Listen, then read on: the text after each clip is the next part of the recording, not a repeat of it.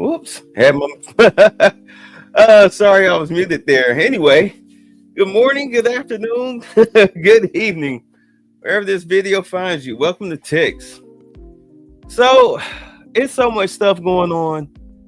I didn't even know where to begin. So I guess we'll start at the beginning. Well, you really want to call it that, and deal with the Lindy Lee situation. All right. Because as an insider, she dropped so many bombs, it was crazy. But let's get into the Daily Mail article that she shared, and then we'll go from there. All right. We'll get into the Sean Ryan interview after that. So, according to her, I was fully indoctrinated into the Democrat cult. Here's why I left my liberal influencer life behind to raise money for Trump. This was posted today. Well, published yesterday, updated today. Wow. She switched teams. She switched teams. And this chick can raise some money. All right. So, a former high-energy Democratic fundraiser, failed congressional candidate, and social media influencer is now raising money for President-elect Donald Trump's inaugural committee. Okay, so they published this January 13th. All right, it makes sense. All right.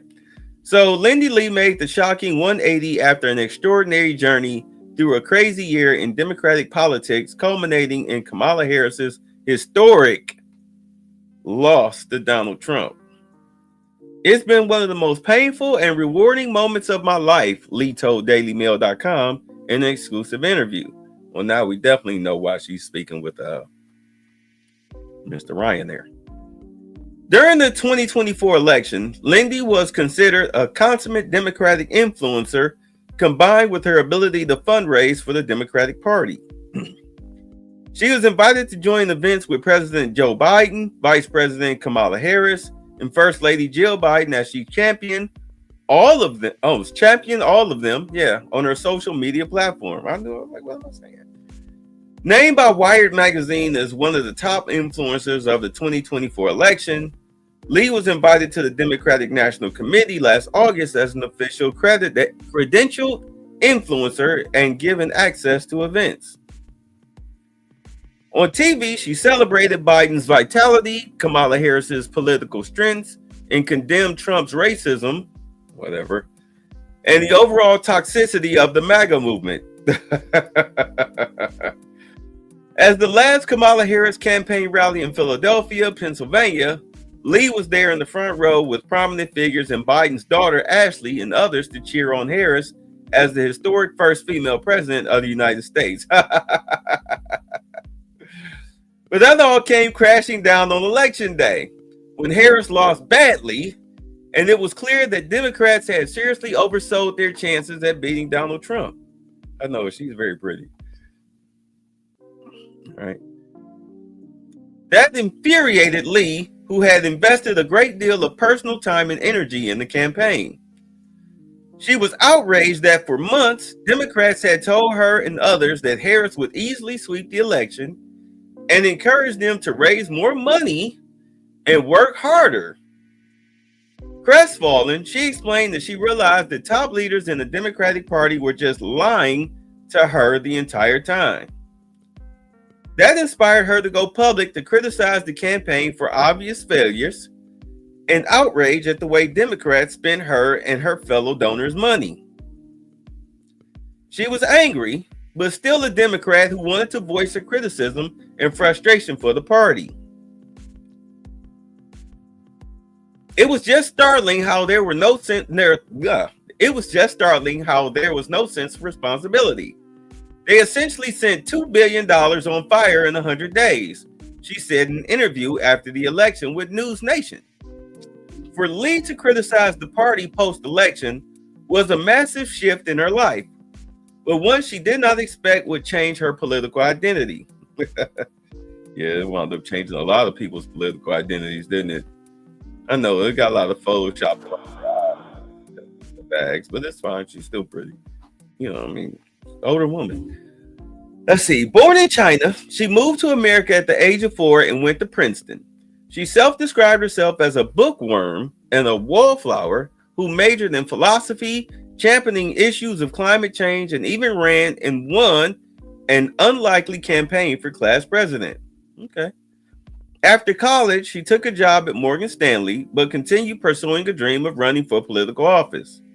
She worked enthusiastically to boost Democrats for decades, interning with former Congressman Joe Sestak, and even unsuccessfully running for Congress herself at the age of 25. Oh, okay. Yeah, she's trying to get it in. In many ways, Lindy Lee could have been the next rising political star in the Democratic Party. A Chinese immigrant whose great-grandfather was murdered by communists, oh man, ran as an inspirational figure who believed in the promise of America. But every attempt at running for office ended in the establishment figures in Pennsylvania crushing her political aspirations. Yeah, well, there you are. That's the promise of America. She continued on as a fundraiser and a media personality, trashing Trump and his MAGA movement at every opportunity. In March of 2013, Lee described Trump as a serial rapist and that the Conservative Political Action Conference was a gathering of sexual predators. Any criticism of the woke Democratic Party, she insisted, was just an excuse for Republicans to be anti-black. But when Kamala Harris lost, Lee turned her criticism to the failed political consultants within the Democratic Party. Her criticism was not received well by the wounded Democratic influencer community who had sat with her in the same events with Joe Biden, Kamala Harris, and White House officials. All I did is tell the truth. That's all I did. Wow, that's exactly how she said it. She said, all I did is tell the truth. That's all I did. All I did is tell it like it was, she reflected. Hey, they wrote it like that. Don't blame me. Predictably, Lee found her social media account swamped with accusations of being a Chinese spy, a traitor, and a flood of the usual racist and sexist slurs from angry followers. Democrats. That's Democrats for you.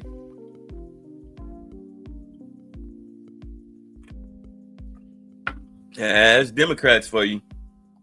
Yeah, you learned the lesson, didn't you? Yeah, there's your American dream right there. The Chinese Communist Party killed my great-grandfather, and that's why we left the country. Like, give me a effing break. For someone to say something that heinous, it just shows that the racism of the Democratic Party was there all along, she said.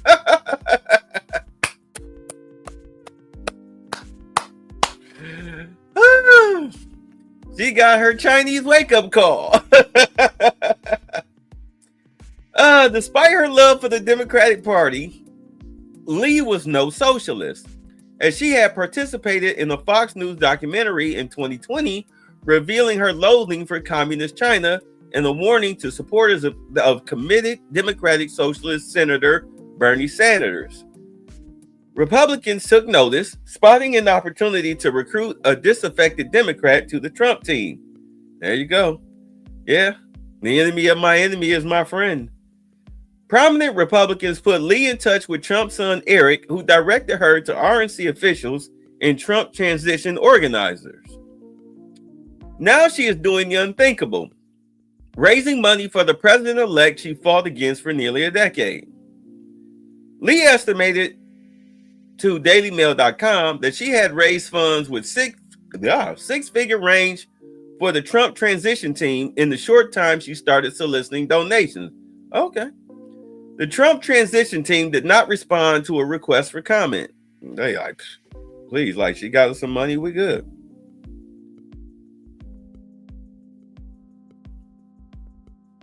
Republicans, Lee said, accepted her with open arms, even inviting her to Trump's club Mar-a-Lago for year-end fundraisers and festivities.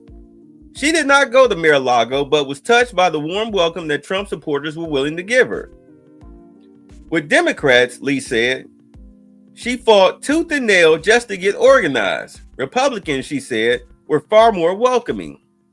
It's like night and day, she said, citing daily communications from Republicans on the committee.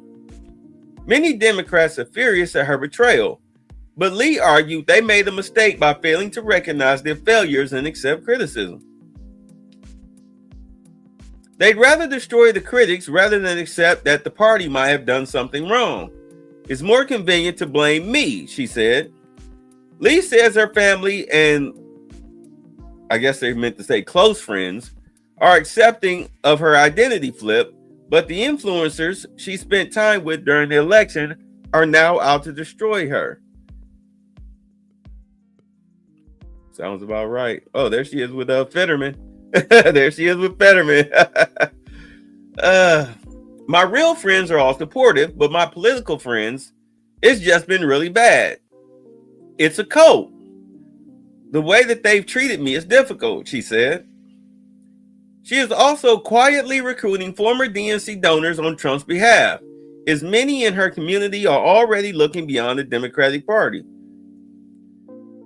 I'm not the only donor. I'm just the only one who is a public figure and willing to speak out. Everyone else is afraid for their own necks, she said. Trump's re-election represented a shift, she argued, as more Americans were ready to give him a chance. I think people have had enough of the, oh, Trump is really bad, we're going to pre-hate everything he does, she explained. I think it's dead. Yeah, it pretty much is.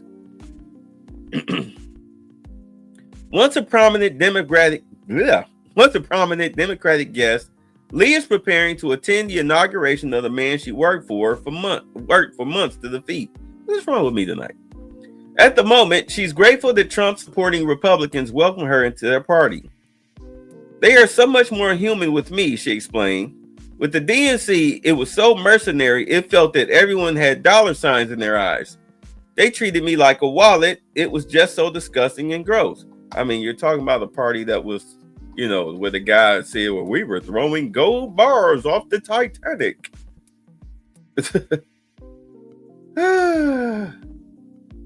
Throwing gold bars off the Titanic. Now y'all getting ready to go to jail. So much has happened today with Trump. It's ridiculous. It is ridiculous. All right, let's see.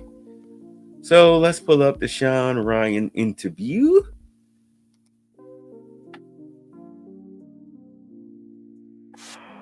Jesus. Okay.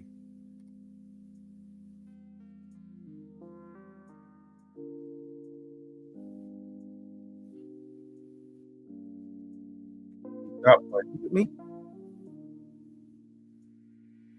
I'm ready. You sure? Totally ready. Born Got for some this. big news, some names I heard you're going to drop. Whatever you want. I'm here 100%, even if it's ugly. Perfect. All right. Well, we'll start it off with a introduction here. Lindy Lee, recognized as a prominent political strategist. You've raised millions of dollars for the DNC and for both the Biden and Harris campaigns. You've become an outspoken critic of the DNC and its wasteful spending and misguided policies. Recently appointed to the Trump-Vance inaugural committee, raising money for President Trump's inauguration. Now you work with RNC leadership, and you are the youngest woman ever to run for Congress in American history. When did you run for Congress? When I was 24. Oh man, didn't go well. What made you want to run for Congress at 24? I wanted to save our country. It was actually Sandy Hook happened on my birthday, and it became my life mission to ensure that another 5-year-old would never be murdered in the classroom. Obviously, I didn't complete my mission yet. So are you anti-2A? No, I'm not. I'm anti 5-year-olds getting killed at school. I think everyone should. Exactly. But the right to bear arms is in the Constitution. That's not where my argument is. My argument is these poor babies. So I'm actually curious, what's the answer in your opinion? People like Adam Lanza shouldn't have access to guns. He was clearly off his rocker, and his mom should have been more responsible. She should have done everything she could to lock up the gun. Parents have responsibility. This is not about restricting the Second Amendment. This is about making sure that people who are clearly lunatics should not be accessing guns. It's common sense. Do you think the parents should be held responsible? In this case, yeah, because Adam had a long history of mental illness. Mm-hmm. So this is not a leap. The mom should have been cognizant of the risks. but she was very slipshod and haphazard with the way that she handled guns. Yeah.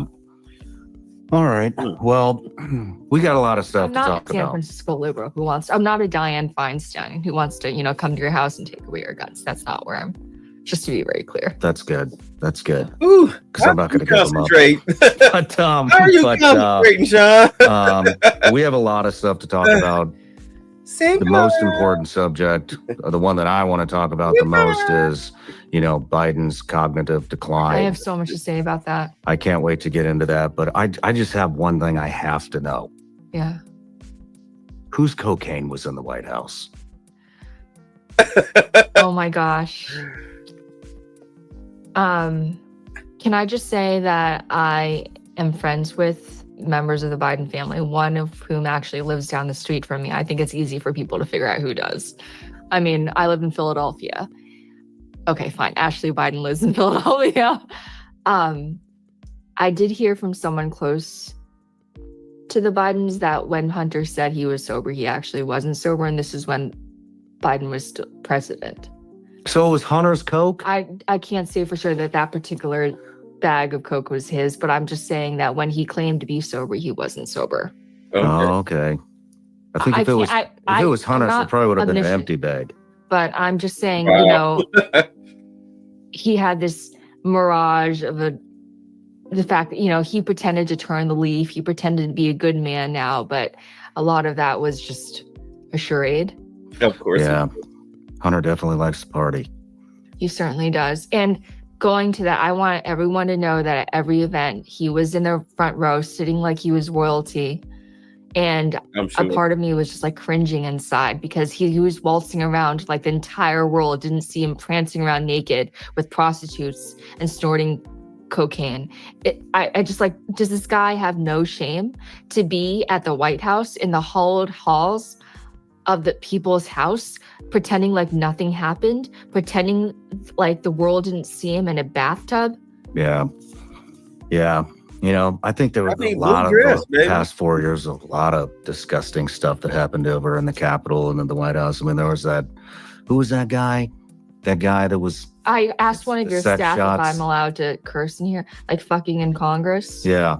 Oh, disgusting. Wow. Absolutely disgusting. It's like it embodies everything that's wrong with the Democratic Party. That and then the and then the topless man, let's just say man on the south lawn of the White House. Yeah, that was an absolute disgrace. That was crazy, man. Oh, disgusting. That was crazy. I was actually in DC when that happened. Not at that party though. Not my type. I would have questions if you were that party. But and then I'm usually invited to stuff. I wasn't invited to that party.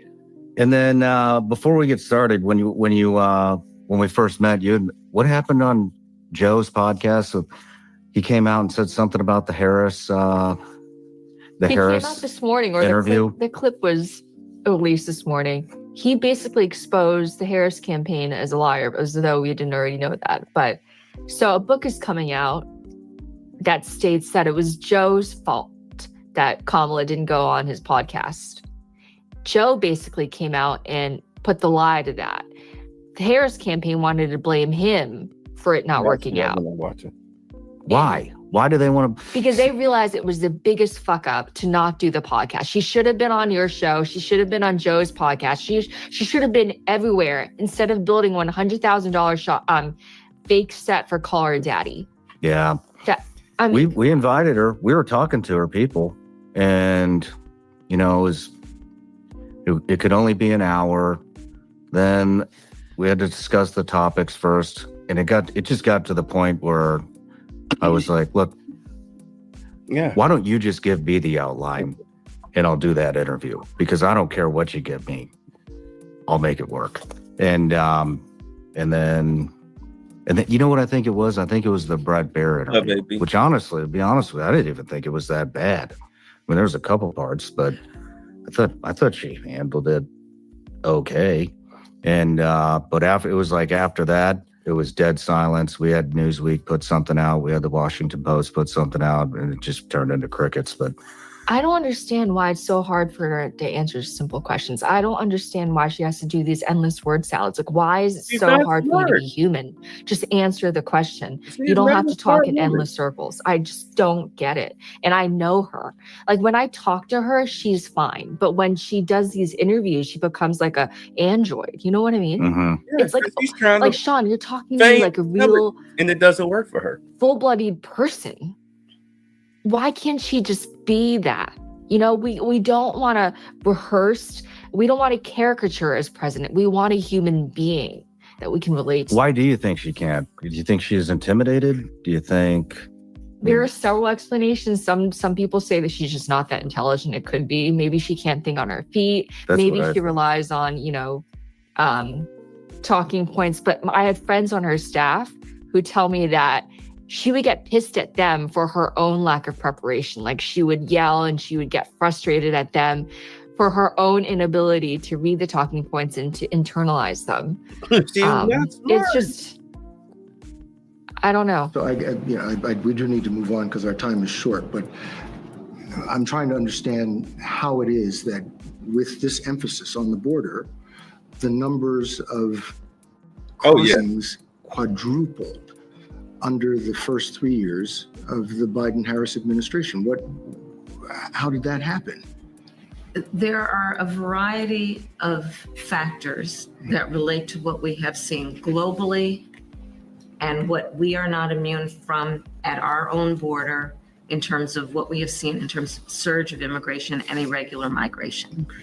And there are solutions at hand, but we've got to have leaders who are solution oriented, which we've been and are, and I am going forward, instead of leaders who want to make it a problem they can run on. She definitely didn't seem quick on their feet, but I would still love to interview her. And I'm glad Joe, was able to set the record straight. Yeah, and I'm here. I will give you as many names as you need in order to make the interview happen. Because I know her staff, and she will see your request. It's just a matter of her willingness, because she's so afraid to fuck up. Yeah. What's she doing now? She's deciding whether to run for governor in 2026 or try again for 2028. And I had someone, I kid you not, call me at 3:30 a.m. this morning. Run for governor in California? Yeah. Oh, she didn't call me, but I have a mega donor.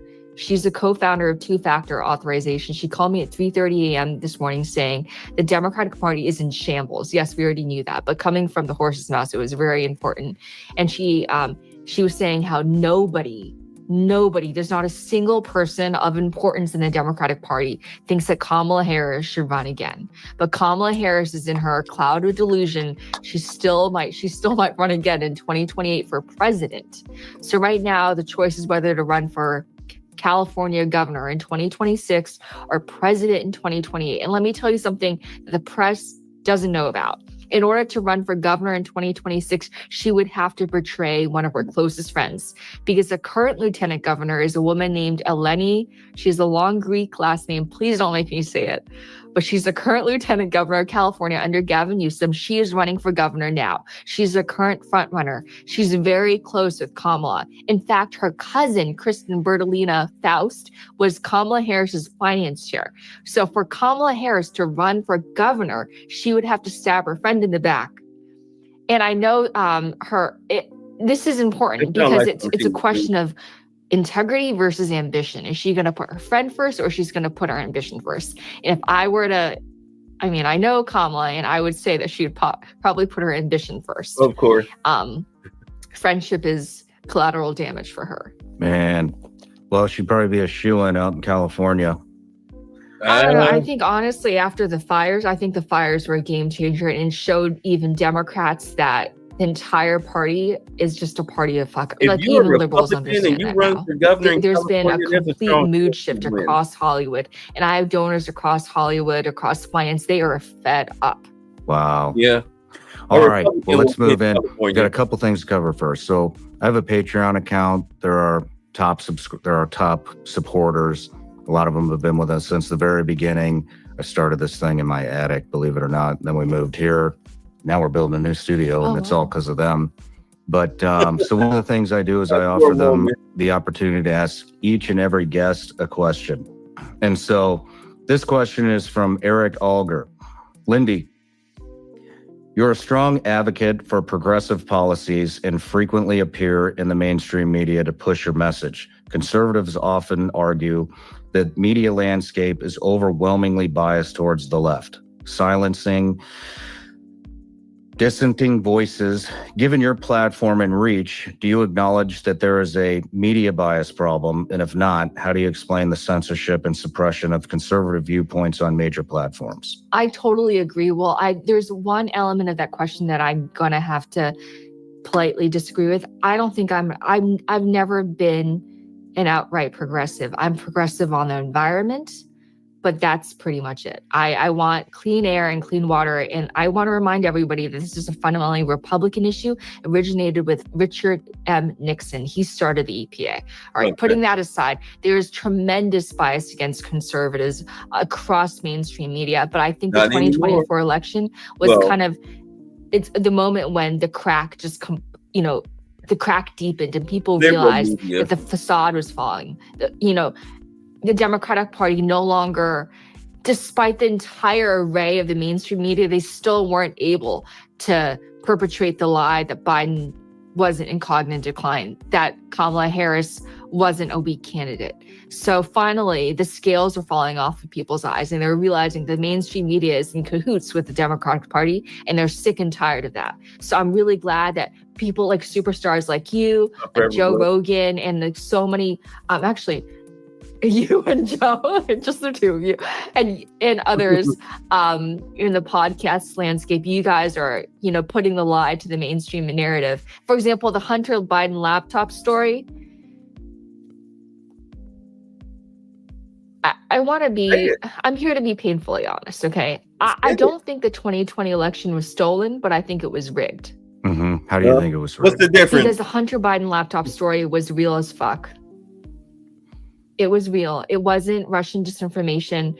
The intelligence community lied, which is, I actually know Tulsi. I'll tell you why later, but she has a right to question the conclusions of the intelligence community, because these are the same people who told us that the Hunter Biden laptop story was fake.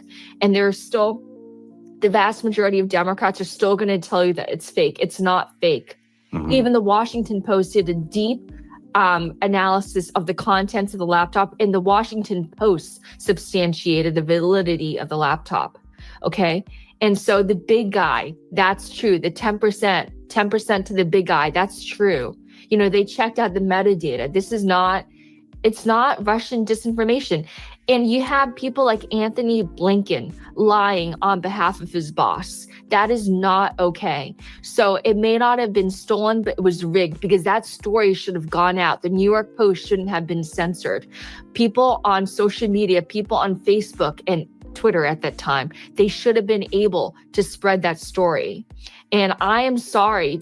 I'm sorry. I'm going to apologize. Okay. I'm sorry that I bought into it. I know Joe. Okay. And a part of me is still going to, I'm sorry if you think I'm nuts, but a part of me still is going to love him for the rest of my life because of the kindness that he's shown to me. But now I know he's corrupt. Well, we're going to dive into all that corruption. Let me stop. Let me stop. I know everybody out there has to be just as frustrated as I am when it comes to the BS and the rhetoric that the mainstream media continuously tries to force feed us. And I also know how frustrating it can be to try to find some type of a reliable news source. Only low IQ. It's getting really hard to find the truth and what's going on in the country and in the world. And so one thing we've done here at Sean Ryan Show is we are developing our newsletter. And the first contributor to the newsletter that we have is a woman, former CIA targeter. Some of you may know her as Sarah Adams, call sign Superbad. She's made 2 different appearances here on the Sean Ryan Show. And some of the stuff that she has uncovered and broke on this show is just absolutely mind-blowing. And so I've asked her if she would contribute to the newsletter and give us a weekly intelligence brief. So it's going to be all things terrorists, how terrorists are coming up through the southern border, how they're entering the country, how they're traveling, what these different terrorist organizations throughout the world are up to. And here's the best part, the newsletter is actually free. We're not going to spam you. It's about one newsletter a week, maybe two. But you are really not smart enough to know who I am. But soon you're going to know who I am. Very easy. Wow, very easy. The entitlement. No, believe me, I'm much better than that. The entitlement, guys. Wow. More. If we release 2 shows, the only other thing that's going to be in there besides the intel brief is if we have a new product or something like that. But like I said, it's a free CIA intelligence brief. Sign up. Links in the description or in the comments. We'll see you in the newsletter. Yeah, I figure I use All right. this stuff. And then lastly, everybody gets a gift here. Oh my gosh. So, little something for the ride home. This is amazing. Vigilance League gummy bears made here in the USA. They taste amazing. They're not the healthiest, but you know, they're gummy bears. Is this in your store? Everyone should buy them if they are. Oh yeah, they're in the store, but they're always sold out. Thank you. This is so kind. You're welcome. All right. You know So the let's show. move on. You know where I So got that from. a little bit about you. Your great grandfather Anyway, was executed by the CCP, correct? Yeah. And he wasn't even a major dissident. He just raised objections at a village town meeting. It wasn't even anything. It wasn't even anything important. What did he do? He just dared to, it wasn't even consequential enough to be documented. It was just, he disagreed with the local communist leaders and they just basically shot him. Mhm. And so my dad grew up without a grandfather, and my dad was so poor that he had dirt floors. It's amazing that he managed to come to the West. It's amazing. He's the hardest working person I've ever met in my life. So they immigrated to England? I did, actually. You did? My parents left me 2 weeks after I was born and then picked me up when they were ready, and we went to Sheffield, England. Wow. And then how'd you get to the States? We did it the right way, and that is why I feel so strongly about illegal immigration. Let me tell you, it's illegal immigration. Why can't we say illegal aliens? Isn't that what they are? Like, enough of the euphemisms, okay? Democrats police our language, and it's ridiculous. These people are illegal immigrants. We waited for years to come here. We came here with $200. We never took a handout. We did everything the right way. We built our life through blood, sweat, and tears. And that is the way it should be. No one should be storming the southern border. Okay. Mm-hmm. We all had desperate lives. The CCP was literally killing us. So, it's just, we are not the trash can of the world. It's interesting though. I mean, I'm just curious because a lot of, you see a lot of people that come from communist countries or have roots in communist countries, China, Cuba, Venezuela. I mean, you go to South Florida and Cubans are everywhere terrified that the U.S. is going to wind up like Cuba. And a lot of the people of Chinese descent that I talk to too are terrified that the U.S. is starting to turn into communism in some way, shape, or form. And so I'm just curious, what was the path to becoming a Democrat? Hold on. All right, let me get this out. I don't want to just play a show and then make little remarks, but I do have to say this because, I mean, you look at what's going on in all of these countries that are tied to the crown. All right. That would be the Queen of England. Well, England. All right. France, UK, US, Germany, Australia, America, and it's one other European country. I can't think of which one it is. But at any rate, if you look at those countries, they are all going to pot because they're trying to force illegal immigration. They're trying to force homosexuality, and they're trying to police free speech. Now, J.D. Vance today, and really this was the show, I was going to talk about this today for the show, but I was like, oh, I forgot. I got to do the Lindy Lee thing, where he told the UK, hey, look, you guys are in some serious trouble. Like, you're over there policing free speech where you're arresting people over memes. Like, they come and knock on your door, kick your door in 3 o'clock in the morning and throw you in jail, like real butt pounding jail over memes. Or if you say that you don't like the Palestinian flag being flown in England, I mean, they literally come and get you. They actually had the unmitigated gall, the sheer audacity to say that they would come across the pond and come over here and arrest us for talking smack about them. And it's like, okay, this is America. We have pew-pews for a reason. Now you over there in England, now y'all wish y'all had pew-pews, don't you? You wish you had pew-pews, don't you? Yeah, like, what do they say here? Like, hey, we have guns in case of a tyrannical government. I mean, that's one of the reasons that they tell you. That's one of the first things that they tell you. But really, it's the UK. They wish they had pew-pews. I mean, and now here we are as the United States. We are now living the Thomas Jefferson quote, where he said the tree of liberty, okay, sometimes has to be fed with the blood of tyrants or whatnot. Yeah, that's the Democratic Party. They're getting ready to, quote unquote, be bloodened, a bloodening, if you will, whatever you want to call it. Yeah, they're getting ready to suffer. But yeah, JD Vance told them that, like, you guys are screwed because you don't have free speech. You're screwed. Your parents Democrats? No, they weren't even really political. They're not political. Well, I grew up in suburban Pennsylvania, and that was Democratic. So my local congressman actually was a veteran named Joe Sestak. Have you heard of him? He was a 3-star admiral. I know I read this earlier, but it was almost by default. I interned for him starting at age 13, and then it was Obama. He was elected when I was 17 years old, so I was fully indoctrinated. I went to Princeton. It's like a very, very liberal bastion. Being a conservative there was a blemish. He just couldn't. I can think of like 2 conservatives, 2 Republicans. It was just not a thing you could do. It was the age of Obama. People were enthralled by him. So it wasn't an option to be a Democrat. I actually didn't realize until recently that I could be a Republican. And like, let me remind you, I live in Philadelphia, 31? Where there's this 8-to-1 voter registration difference. It's not okay to be a Republican. You're ostracized. I've lost all my friends, Sean. Friends.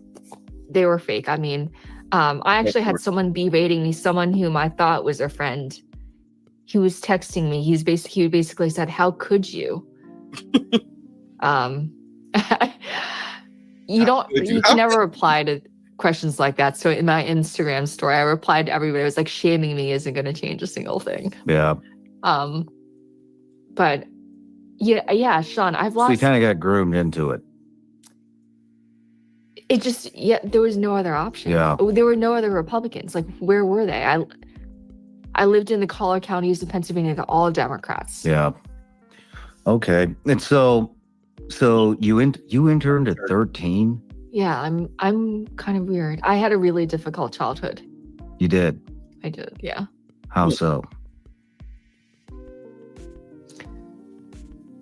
You want to talk about it? It's just tough being an immigrant kid. I love my parents, but it was tough. It was really tough. A lot of racism, huh? English is my second language. It's my parents' second language. I survived childhood by playing Chopin and Tchaikovsky and Liszt and Mozart and Beethoven on the piano for hours on end. That is how I survived. Oh, wow. And like, who said it? Was it Nietzsche or somebody else? Somebody said it. Was it Nietzsche? He said, without music, life would be a mistake. And I survived by hanging on to music. Okay. Yeah. So how did you interned at 13? And that went on. It wasn't just 13. It's like 13, 14, like the entire time. It started then. So you had interest in politics at age 13? Absolutely. Actually, and you know the people who guided me, it was a guy named Bill Walsh. He was also a veteran. He was part of the Navy. And he, even today, when I started exposing the Democrats and their corruption, he continually sends me messages saying how he's still proud of me. This is a Navy vet, you know. You guys have always had my back. It's just so yeah, I've always wanted to I had to change the world. Mm-hmm. Do you understand? You're one of those people. Mm-hmm. I can tell. You just got to. Yeah. A normal life would be the greatest. It would be the worst fate. Be kind of boring. It would be the worst. A lot of people like boring. I can't. You know, but so then you move on, age 24, you run for Congress. I was an investment banker at that time, Morgan Stanley. You were an investment banker? Yes, Morgan Stanley. And then you ran for Congress. Yeah, I hated Wall Street. It was so empty. I started, like just her life really story, her resume, money. Mm-hmm. Which humanizes her. And then how did you get involved? Which helps when she starts in the White House. Her real story. Oh, I think I skipped a major part. Well, I was the first woman at Princeton to be elected president all 4 years. Well, and that gave me the confidence to do whatever I wanted. Like, I just knew that so at age 17, I was knocking on hundreds of doors and getting rejected and, you know, spit on and vilified. But that gave me the resilience to just keep going. And let me tell you, you know, Steve Carell, he was a graduation speaker that day for my graduation, and it was raining. It's online. On graduation day, the dean of the university told me not to give my speech because of the rain. I told Steve that. I said, they're not going to let me give my speech. I've waited for this year for 4 years. And Steve told me, you're on live TV. If you go up, they can't pull you back down. So that's what I did. Nice. That day, I had won re-election as alumni president, so they had to call me up. And when I went up, I gave my whole speech, not a word except missing. And Steve was right. And I got a standing ovation because of that speech. And that was the moment I knew I was born to do this. This is what I was put on this earth to do.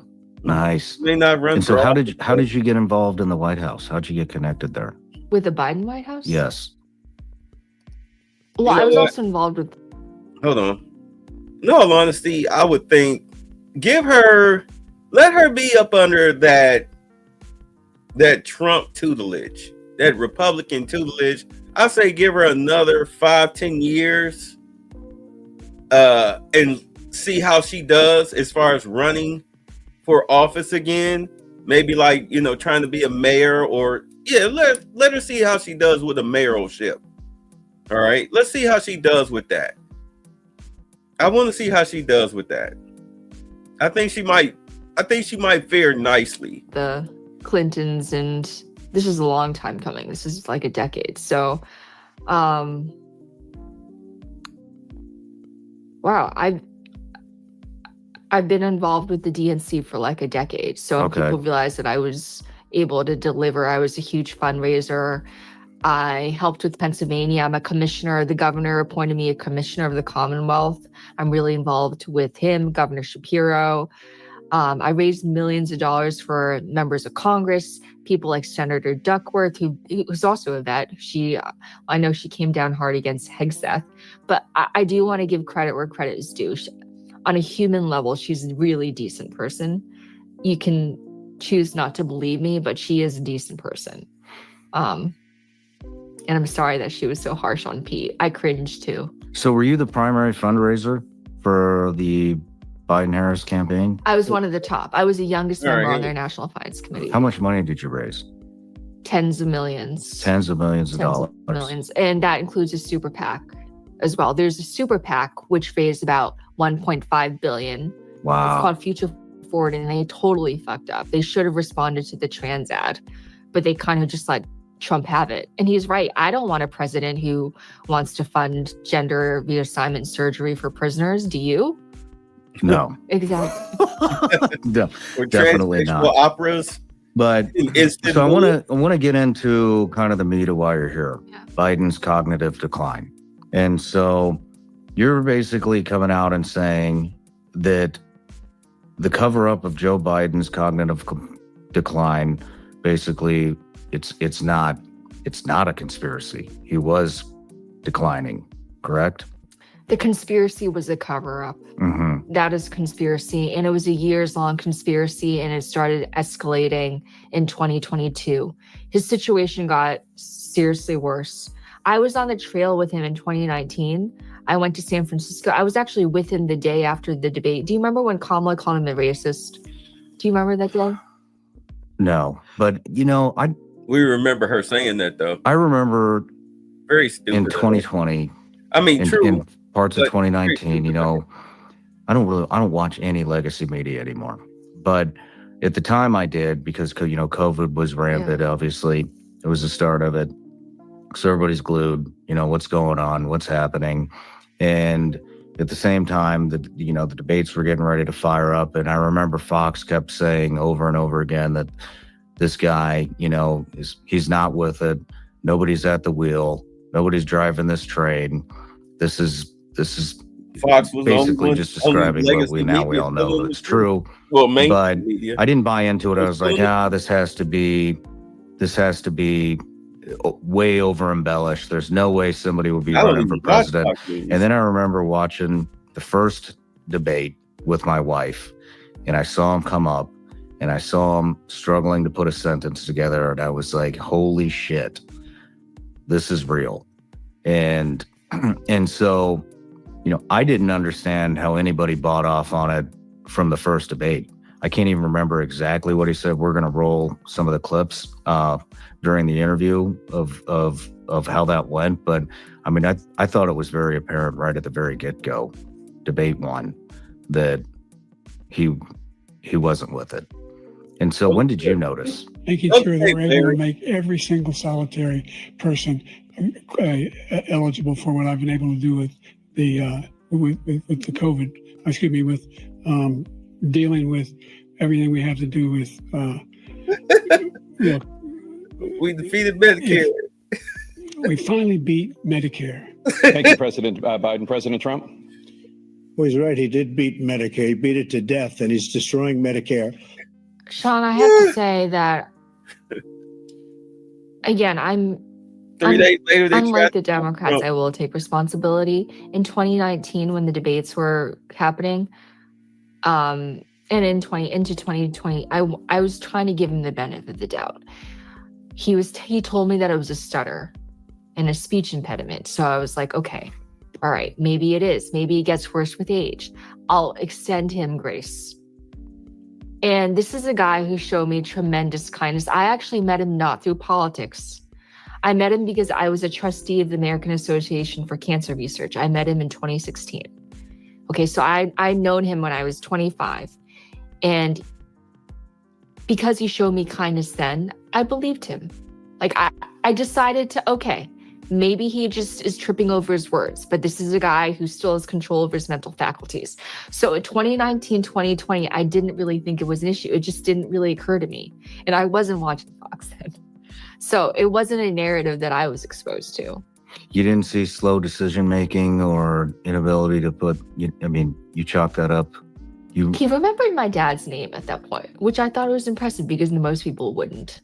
Like, okay. And it wasn't, he doesn't like hang out with my dad. He just met him once. So I thought it was impressive. Maybe it was just good luck on his part that he happened to remember that my dad's name is Richard. So, I mean, and then, you were a big fundraiser for the campaign too. So I wanted to let's dive into a little bit of the campaign. Dad's name is Richard, back then, there were all these, Trump had thousands of people showing up. Biden wasn't really, he didn't have anybody showing up at them. Yeah, and I want to bring I don't think people realize this. In May 2019, when he was running for president the first time, I remember talking to a friend and saying, there's more press here than actual attendees. Like, what's going on here? This is in the middle of Philadelphia. It's a hugely Democratic city. Mm-hmm. The turnout should be much more robust than this. People gave I thought it was just because it was hot that day. Like, Sean, I realize now that I was making so many excuses for him, but when someone is your friend, you really just want to give him the benefit of the doubt. But at some point you realize that reality is just way too discordant with the narrative that they're presenting. So around 2021, 2022, I was like, okay, this is getting to be a little bit ridiculous. And what was it that you saw? What did you see that was getting ridiculous? I would be at private events and he would have a teleprompter at private events with like 10 people. This is not a major speech. And at private events where everybody wanted him to succeed. It wasn't an aggressive crowd. This was like a crowd of his top donors. Not only that, you would have Jamie Harrison, the DNC chair, pre-selecting questions and telling the rest of us basically to shut up. We weren't allowed to talk. And confiscating our phones. They confiscated my phone. Not only that, somebody, and he knows who he is. Who is he? He's Asian. They know who it is. He's no longer there. We're here to drop names, Lindy. He's not important enough to drop, He's like a civilian. He was big. If it's an important person, I will, like I did with Jamie. Damn. And I'm sure it came down from Jamie. Deep. He specifically asked me never to tweet anything about any of these events, never to post any pictures, never to post any Instagram stories. I had posted an Instagram story from a dinner with Biden. He pulled me aside very angrily and told me to take it down. It wasn't even a video, it was a picture. That's how tightly wound the operation got to be. Why did they prop him up? Why was it him? Because the alternative for them was so dire. The alternative for them would have been Kamala Harris, and they thought she was such a shitty candidate that they had to prop him up. And so it's just so ironic to me that within days she became the second coming of Jesus. Like everyone thought they didn't hate her. They just thought so little of her. Do you understand? Like they just didn't think she was capable of. They thought she was a moron, right? Litigating a campaign, and they were right. But and none of the other candidates. No, this is how bad the thing about that, and I know wasn't Tulsi Gabbard was their best candidate. Tulsi by that time had gone off the reservation. She wasn't, to her credit, she left knowing that the entire thing was rotten. She left. That was good. Good on her. And so did JFK. People wanted to run against Biden, and I don't. They're not going to tell you publicly, but I'm going to tell you right now. They commissioned polls because they wanted to run against Biden, but given his name ID, no one could beat him.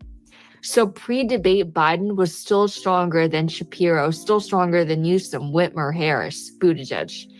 Right? So if they could have, they would have, but they couldn't. And the only dude who actually did, Dean Phillips, was a total loser, and no one knew who he was. He had zero name ID. But let me tell you, amongst the donor class, no one wanted a second Biden term. Nobody did.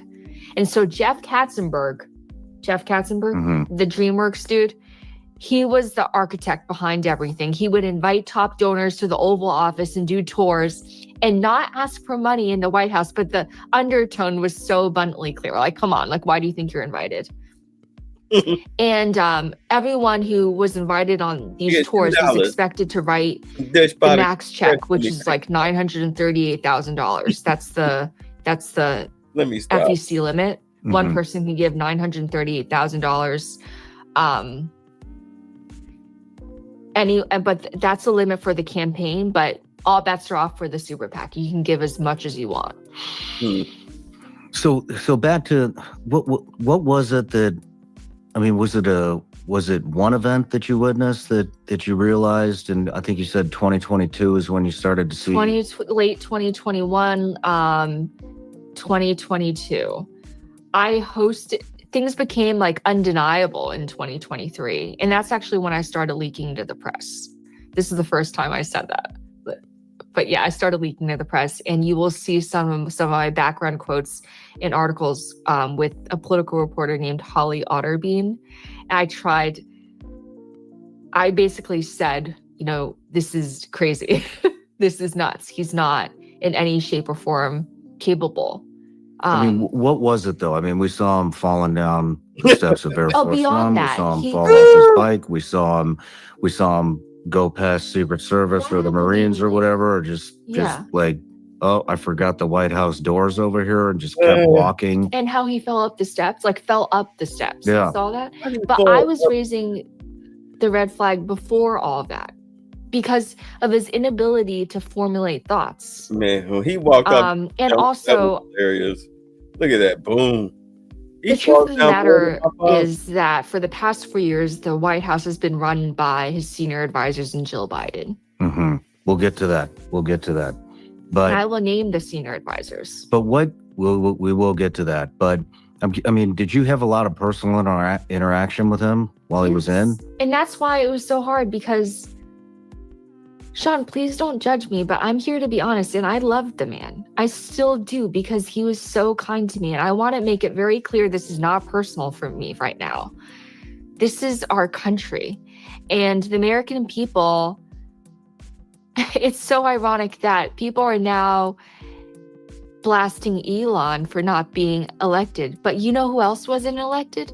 The senior advisors who were running our country for the past 4 years while our president was just not present. Mm-hmm. So what were these interactions like? These were the people who were throwing gold bars. Walk me through the first one where you Oh my gosh, I have a perfect one, actually. He had given a speech, and they usually put me in the front row so he could easily see me afterwards. He, usually would greet me like Lindy. He would remember my name. But one time he said, "Tell your husband I said hi." Sean, I don't have a husband. A volunteer's tribute. I just remember. What? That's what dawned on you? Yeah, and he knows that.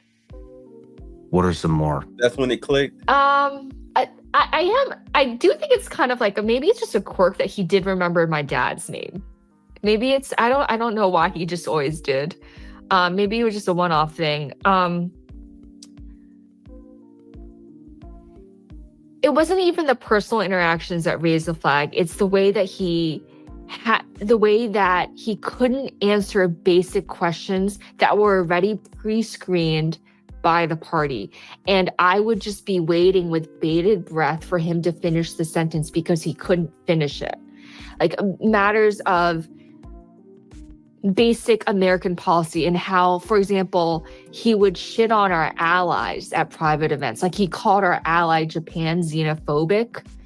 Japan is a critical ally. Mm-hmm. FYI, like in case you didn't know, this is an American president. Again, they vilifying or an ally, just but, offhandedly because he forgot or whatever that you weren't supposed to do that. These are just like basic things you shouldn't be doing. Like, right? Yeah, it was terrible. It's just he just didn't have it together, and that's why they part of the prep team. So much. No, I'm not. I'm proudly not part of the prep team because they failed the country. How much he was going and they would run him through these questions, I'm sure, time and time again before he actually gives a speech or has an event, correct? Right. And the people around Bob Bauer, Ron Klain, his chief of staff, his first chief of staff, these are the people who are largely responsible for his prep or lack of prep or inability to absorb the information. And they had to, so he really liked handouts, like printed material, and everything on his printed material would be really big and graphic and colored, and there would be signs like stand here or like exit stage left. Everything would be abundantly clear. Like it would be like for a kindergartner. Wow. And also you could tell that the president wasn't fully present because he completely neglected the people who put him there. This is just the messy part of politics. And Trump is great at that. He's great at taking care of his friends. And you need to do that because that's just the essence of politics. You had dozens of top donors, dozens of top supporters who were writing into the Oval Office saying, what the fuck is happening? Why are we being completely ignored? Yeah. People who are still angry to this day that they were ignored by the Biden White House. Because the president wasn't there. He just wasn't. And so you had a bunch of 20, 30-year-old staffers running the show. Not only that, These staffers are basically nerds who are reliving their high school days by living out their fantasies in the most powerful residence in the world. And what I mean by that is they commandeer the White House social office and it's the coveted list, the invite list. They would invite all their own friends instead of inviting Biden or Harris's friends. And so they commandeered the White House social secretary list for their own benefit, political gain, rather than doing, executing the wishes of the president. And it got to be a serious issue that I helped to raise. We eventually rectified it. But you had a bunch of millennials and Gen Zers running the show. Like Big wow. So like Big Tanny. And you can tell by looking at the photos, it was the same group of people over and over again, the same cabal of far left influencers. Jeez. So there was nobody at the wheel. No. Nothing but in this country. But a bunch of the kids. Senior advisors. And do you want me to They're mad at in a minute. But what I want to ask is how did they hold on a second. You call this is the hypocrisy of the whole situation. You call yourself mad at Elon Musk and the young staff that he has that write computer programs for rocket ships. I mean, you call yourself mad at Elon Musk, but do understand that the U.S. government outsources its NASA projects to him, Boeing, and other companies. They outsource it. They bid it for these contracts. These super nerds, these young super nerds are writing these computer programs. They're the reason why you have a space program. All they did was just use AI to find the money. That's all they did. They wrote a program to find the money. That's all they did. You sitting there, not you, but the Democrats are sitting up here, oh, Elon's going to get your personal information. Again, like I said the other day, everybody's got your personal information. Google has your personal information. Your phone has your personal information. Your phone has all your banking data and everything. But you think somehow that Elon wants your $12.42 in your checking account and your $100 in your savings. Oh, he's coming for that. The dude's not even taking a salary. Him and Trump are taking no money, no government money to do what they're doing. They don't need it. Donating it to charity, but you're afraid that he's going to come after your overdrawn checking account. Stop. Just stop. Still angry to this day that they were ignored by the Biden White House because the president wasn't there. He just wasn't. And so you had a bunch of 20, 30-year-old staffers running the show. Not only that, these staffers are basically nerds who are reliving their high school days by living out their fantasies in the most powerful residence in the world. And what I mean by that is they commandeer the White House social office and it's the coveted list, the invite list. They would invite all their own friends instead of inviting Biden or Harris's friends. And so they commandeered the White House social secretary list for their own benefit, political gain, rather than doing, executing the wishes of the president. And it got to be a serious issue that I helped to raise. We eventually rectified it. But you had a bunch of millennials and Gen Zers running the show. Wow. So. And you can tell by looking at the photos, it was the same group of people over and over again, the same cabal of far left influencers. Jeez. So there was nobody at the wheel. DEI. Running this country. Run them up. The senior advisors. And do you want me to name them? In a minute. But what I want to ask is how did they intimidate you not to leak? You had mentioned. Yeah, they did. Well, you remember with the policing of the photos and I was really, I'd raised like $1 million for the event at which they told me I couldn't post anything, and where they confiscated my phone. They put it in a Ziploc bag. And they didn't pull anybody else aside. They pulled me aside. I was really struck by that. And, but that was minor compared to what happened eventually. It got to the point, this is after the debate, it got to the point where it's like, okay, I really need to do something, not just to save the party, but to save the country, because Biden is in no way, shape, or form capable of being commander-in-chief. I told Shannon Bream from Fox News Sunday that I wanted to say this on the record. Politico publishes the names of the people who go on Fox News Sunday the evening before. And I guess they check that every night. The White House checks that every night. They called me the night of July 20th, and I have the receipts on my phone because I texted somebody. Can we see them?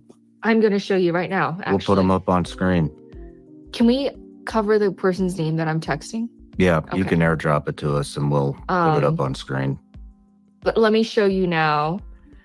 So you know. Do you see the date July 20th? Ooh, that's some beautiful The lighting. White House just saw the babysit me. That's some beautiful lighting. Can I read it?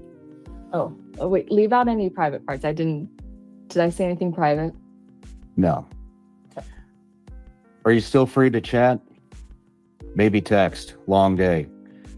Okay, this may be the most important day of my life. I still haven't fully figured out how to navigate telling the truth about Biden, learning, in parentheses, earning Fox's favor, and covering for the Biden, in parentheses, earning the White Houses. The White House called me today to babysit me. I got the message. They said that I'm the biggest defender of the presidents. Yikes. What was the message? To hold the line, stay loyal. And in exchange, can I go down? Oh, I don't. Sound like Hold she's on. selling Amway. I didn't even tell them, but Politico and Fox announced my appearance. Fox has been promoting it. They even cut an ad. I also have other issues. Yeah. So, do you understand what's going on here? Tell us. They called me the night before Fox News Sunday saying it was like a Tony Soprano move. Stay loyal. Mm-hmm. We know that you're the president's biggest supporter. Mm-hmm. Okay. It was the friendliest threat. So what do you think they would have done? I mean, Well, they did pretty what they vague. would have done. I've been banned from every event. They've done you a favor. Did you, I mean, so what I don't understand is, in essence, I think most Americans, country comes first, not party. Correct? You know what? In all honesty, I hope she understands that everything that happened, once it clicked in her that Biden was no longer there, her being frozen out of the parties, them confiscating her phone, no pictures taken, whatever. I mean, it's not like it's not like there's not evidence. I mean, you've got guest lists and everything that are, government record. The thing about it is, with everything going on with USAID and other places, which were slush funds, all right, money laundering operations, the beauty of it is for her to sit here and to give Sean Ryan this interview lets you know that she hopefully didn't take any money for personal use that was laundered, at least not without her knowing. If you're paying me to do a gig, then I'm taking what you're paying me. All right. I don't have tens of millions of dollars because I wanted to do a gay opera in Istanbul for $40 million and I only gave them $4,000. It doesn't seem like that was her ride, but it does seem like that was the ride for a lot of the interns and staffers and whatnot while Biden was busy asleep at the wheel. They just saw this one big cash grab. Like, damn, I wanted to do it today. I swear to God, seems like every day, like I said, at least 3 major things happens coming out of the White House, where Trump was saying today, after he signed some executive orders, all right, so, helping to bring down energy costs before the end of the year, because I think they're about to build a pipeline or open a pipeline, something like that. Like, I wanted to cover it. I'm putting together furniture. I'm redoing my room, and I'm listening to his press conferences and everything. And he was talking about how there was a massive wealth grab the week before he took office. Again, like they say, yeah, we're dumping gold bars over the Titanic. They were stealing like massive, like billions upon billions of dollars. And these people really think that Trump was not going to come in and do an audit and prosecute these people. Pam Bondi, Tulsi Gabbard, everybody that was nominated, everybody that Trump picked was picked to do the audit and to prosecute anybody that stole any money. So I'm telling you, you're looking at a lot of Democratic leaders who are either going to take plea deals, step down, go to prison, house arrest. I mean, you're looking at a whole system decimation. This is why they were saying, oh, he's going to be a dictator. Yeah, because he's coming after your party. You knew he was going to run an audit, but you did it anyway. Like he was your friend. You keep forgetting. You tried to kill this man. He is not going to take it easy on you. You got Letitia James, just don't know when to shut up. She don't know when to quit. AOC don't know when to quit. Elon, Omar, whatever, they're seriously talking about revoking her status as an American citizen and sending her butt back to Somalia. I mean, they're not playing. I don't think people understand what adult talk and silly talk is. These people are not playing around. They are adult talking. They're having adult conversations with people who are used to being stupid and silly and childish, singing hymns and Negro spirituals and talking in rhymes in a circle and unburdened and all this goofy stuff that don't work. Nobody's buying it. They're pushing right past you.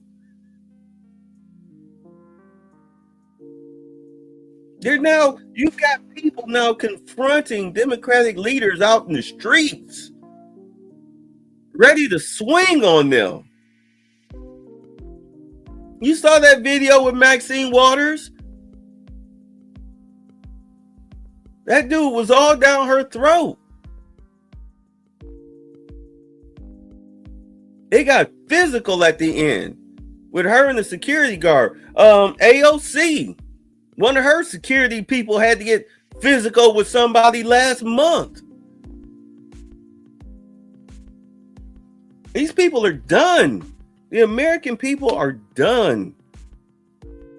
The tree of liberty has to be watered with the blood of tyrants. It's happening. It's slowly happening. As much as they want to talk all that violent stuff, like, no. The American people hear you talking violence, but they're going to enact it.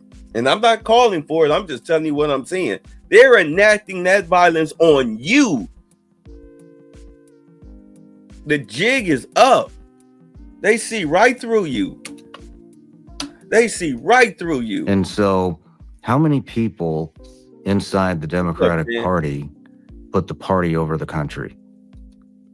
99.99%. So pretty much all of them. Everybody. I mean, they see I am the guinea pig. Why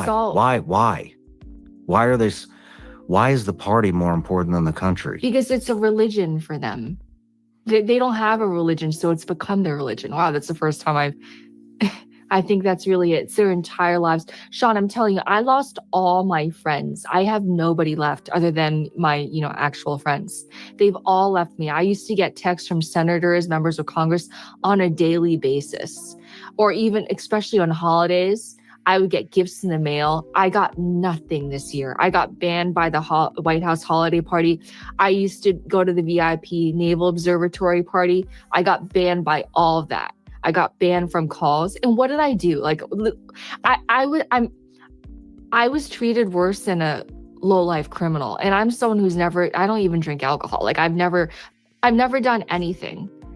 I live the most straight edge life, and they treat me like I'm some crack dealer. And what year was that? July 22, July 22nd, what year? 2024. 2024. Yeah. How long did you want to come out before that? I already did. I told you that I was leaking to the press. Like, you can tell you can read my quotes if you just Google Holly Otterbean's political articles. I'm on background numerous times saying that Biden is too old to run. And there are members of Congress and senators who would tell me that Biden is too old to run, but they didn't have the guts to say so. And one of them who told me that Biden was too old to run ended up being the chair of his campaign. Jeez. So they have no courage whatsoever. No courage. But they see what happens when you do have courage. I lost everything. And what did you start leaking to the press? 2022. What did you start leaking to the press? Biden couldn't run again. Did you give specific examples? They didn't. I think if I did, it would identify me. Yeah. And at that point I wasn't. It's really hard to, it's like coming out of a cult. You just can't. It's really hard. It's like coming out of the Church of Scientology. They will do everything to discredit you, disown you, to destroy you. Sean,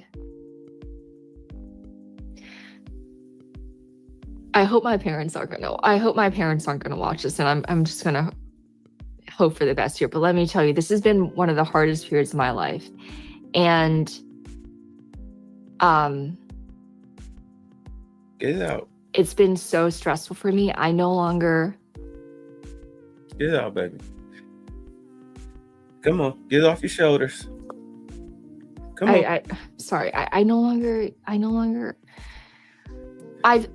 I have health issues because of this. You lost your faith. I get it. I can't bring myself to say it, but maybe someone can understand. It's been so hard. Like, what people call me a grifter, and that I earn money by doing this. I'm asking, like, who paid me for this? Like, you tell me. Like, where are my pay stubs? Who do you think paid me? Fox didn't pay me. Who paid me? Are you paying me? I'm not paying. No one's paying me. I got $2. And so how am I a grifter when I'm exposing the actual grifters, the people who actually lied to the American people? Mm-hmm. How did the press receive the information? I mean, she got them. It wasn't just DC the problem. They chased after me. They were very happy to get my quotes. They were very happy, yeah, and they agreed with me. The entire Politico, ABC News, all of these outfits I would work with, everyone thought that Biden was unfit. I don't know a single person who thinks that Biden was fit to run. I don't, other than James Clyburn, who really drinks the Kool-Aid. I don't know of a single person. Man, I mean, it took a long time for him to admit that. I mean, we just heard time and time again. I mean, didn't his doctor say, oh, he's the best fit president ever? And I mean, who were his doctors? Let me tell you something else. Jen O'Malley Dillon, his campaign chair, right? After the debate, she calls me and a few other donors. I'm in my 30s. I'm a marathon runner. I'm vegan. I live a very healthy life. She tells us on the phone call. You can see. She literally says, Biden is healthier than all of you. Don't worry about it. And it was a Zoom call, and I was texting other people on the call saying, what the fuck? What, did you just hear what she said? Does she think, is she stupid? Does she think we're stupid? How could she possibly say something like that? And this is the same Jen O'Malley Dillon who issued that press release on election night saying that Kamala still had a path to victory. I was like, oh my God, these people are just completely they've lost it. I mean, as far as cognitive decline goes, I mean, it's not just a Democrat issue. It's also a Republican issue. I mean, look at McConnell. Spaces out time after time again, doesn't know where he's at, having strokes on camera. Weinstein died in office. I mean, am I missing? There's probably more. Who am I missing? Yeah, that should put cognitive tests on these people. So, I mean, it was the president, and I think they definitely stakes are so much higher with prop the him president. up. But I mean, it was a weekend at Bernie situation. Jeez, like literally. Jeez. So what? So you didn't get any pushback from the left-leaning media? You were feeding them, and they were chasing after you. There was no pushback. Yeah. And what year did that start? That was also in 2024 or 2022. Yeah. As soon as I realized, I felt like I had a responsibility to at least tell somebody. Like if I wasn't going to come out and use my face, I needed to say something. What outlets gave you the most? Politico. Yeah. I think, yeah. Politico, Washington Post, ABC News, MSNBC, CNN. I worked with all of them. I've been blackballed by all of them now, too. Why are you blackballed? They were chasing after you, and now they've blackballed. Because I dared to ask questions about the Harris campaign. Like how crappy it was? As someone high up at MSNBC left a comment on my Instagram the other day calling me nasty. You nasty. You nasty, baby. You nasty. Let me stop. Yeah. Man, that really fucked her. Excuse, damn, my snowman tag. Does the Democrat Party pay these outlets? How are they controlled? Sean, I forgot to tell you an actually pretty important fact. So after I exposed Biden's cognitive decline on Fox News Sunday, they called me the night before. I already told you. They called me afterwards too. I didn't pick up. And they called me 3 times. Angrily. I don't pick up, but I can probably guess what they were going to say. They weren't happy. And that woman who called me, she was a woman who ended up being high up in the she became high up in the Harris campaign and became a communications person for Harris. I think she was yanking me off of MSNBC every time I was about to go on, and they put on Ian Sams instead. The first time it happened, I was like, okay, that's just really bad luck on my part. I'll just write it off. But it kept happening. It happened 5 times, and I've documented it. Every time I would announce I was going on MSNBC, moments later, I would get yanked.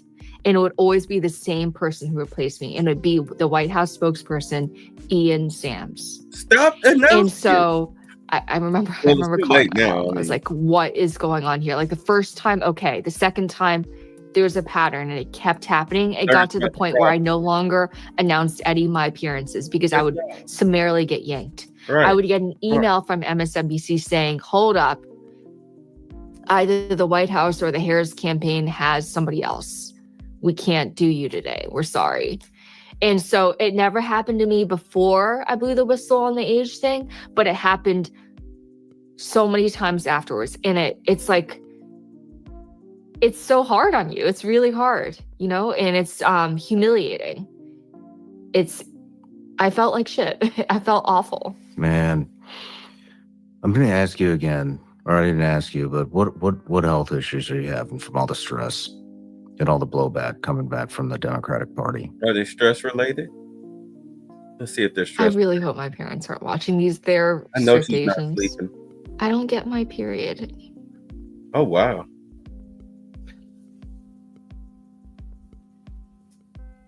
Oh yeah, it's like a psychosomatic thing. So you can't be in a survival mode. Yeah. I'm sorry to hear that. Well, hopefully I'll get it back. Wait, when was Sorry if that's too much TMI. Well, 8 days ago? Let's take a quick break.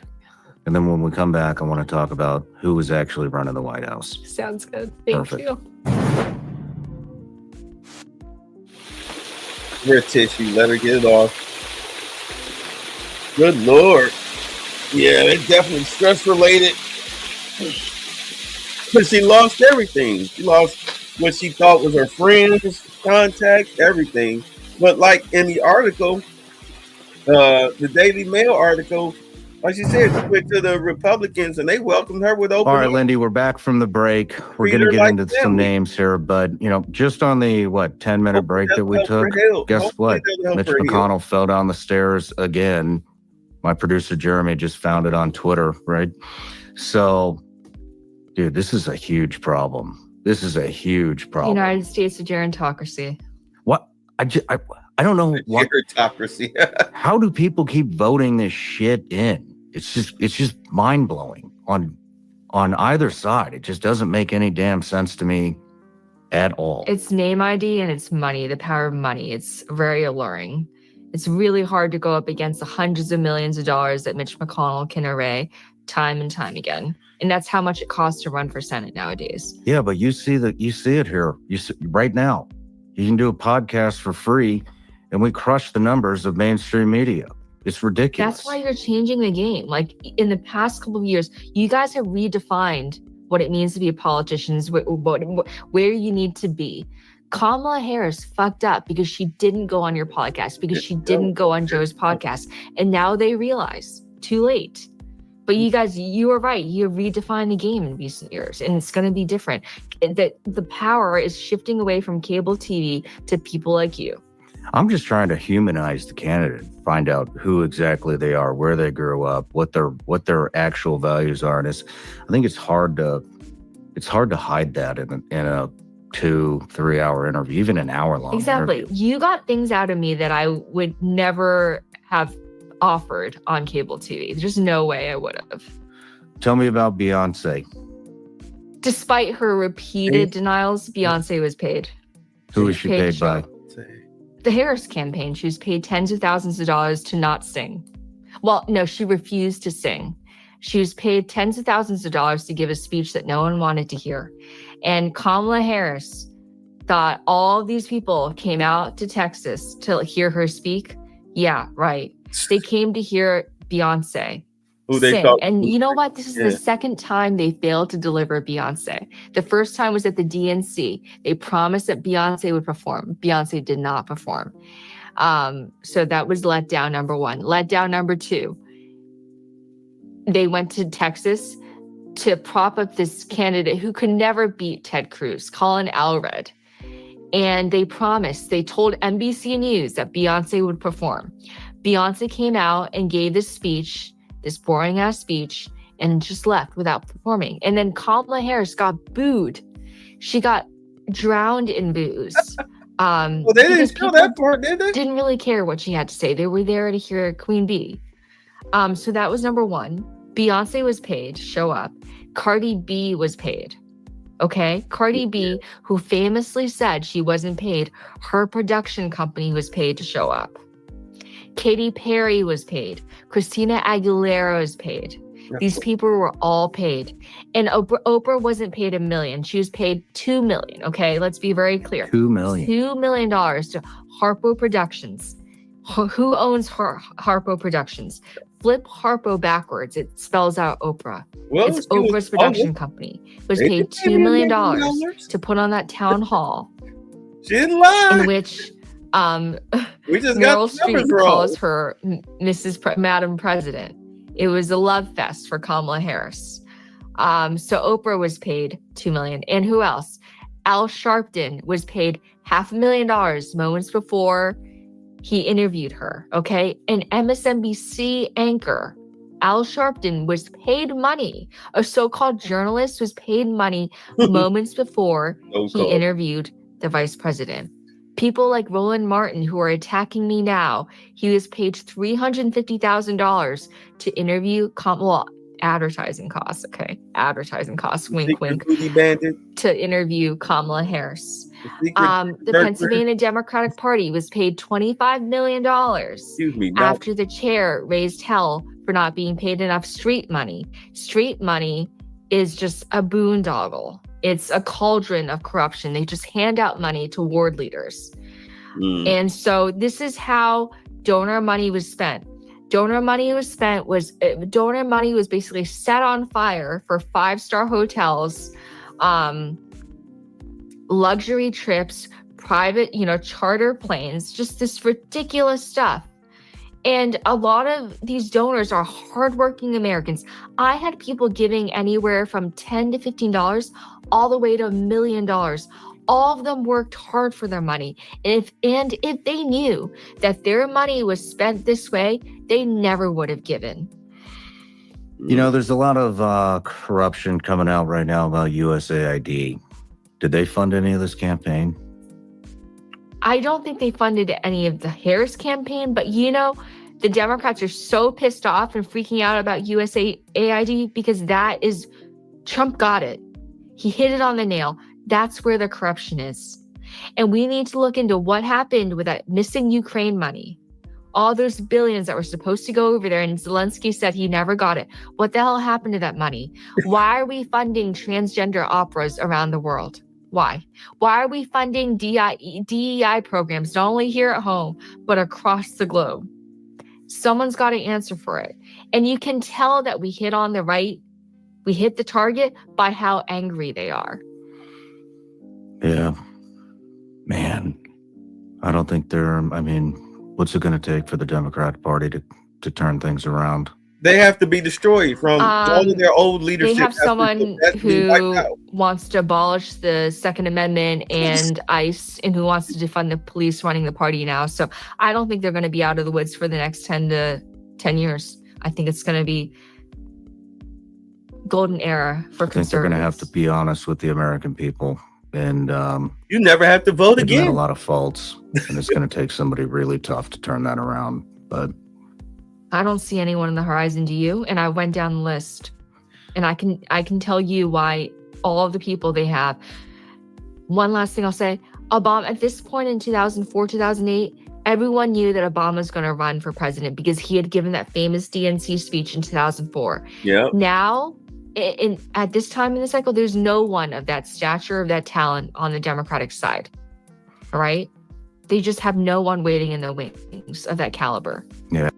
That's why, I got to take a pause, right? This is why I was saying that their best bet, they would have to pull somebody from the Republican side. Like I said, their best bet would have to be to pull somebody like Vivek. Now, I understand that a lot of Republicans, they won't vote for him as, what is that woman's name? I cannot think of that woman's name, but she said that she wouldn't vote for him because he's Indian and she doesn't trust him. Just like the Omar chick. Like, here you are, you're in the Senate and you're pledging your allegiance to Somalia. You're more concerned with Somalia than you are with the United States. So they would have to lure Vivek over with money and guarantees, not promises, but guarantees. They would have to lure him over to be a moderate Democrat. Like, you can get people, not everybody thinks like that, like that one woman did. I can't think of her name for nothing. But Ann Coulter, thank you. Ann Coulter.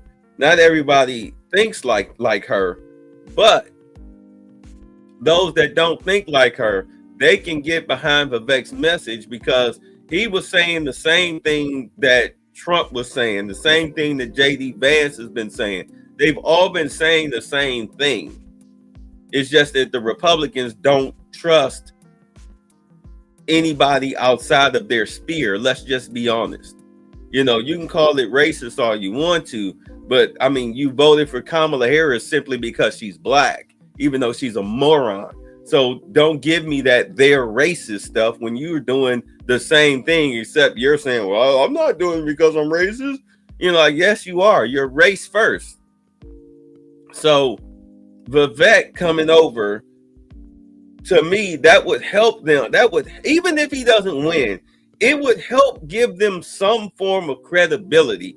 And then you can start talking his talking points, fitting into what's going on with the country, and maybe do a little left leaning, or better yet, just stop trying to be left leaning, period. Just be American first. Be America first. Be America first. The biggest thing that's going on right now with Trump's presidency is that nobody is special. There are no special interest groups. There is no protected class.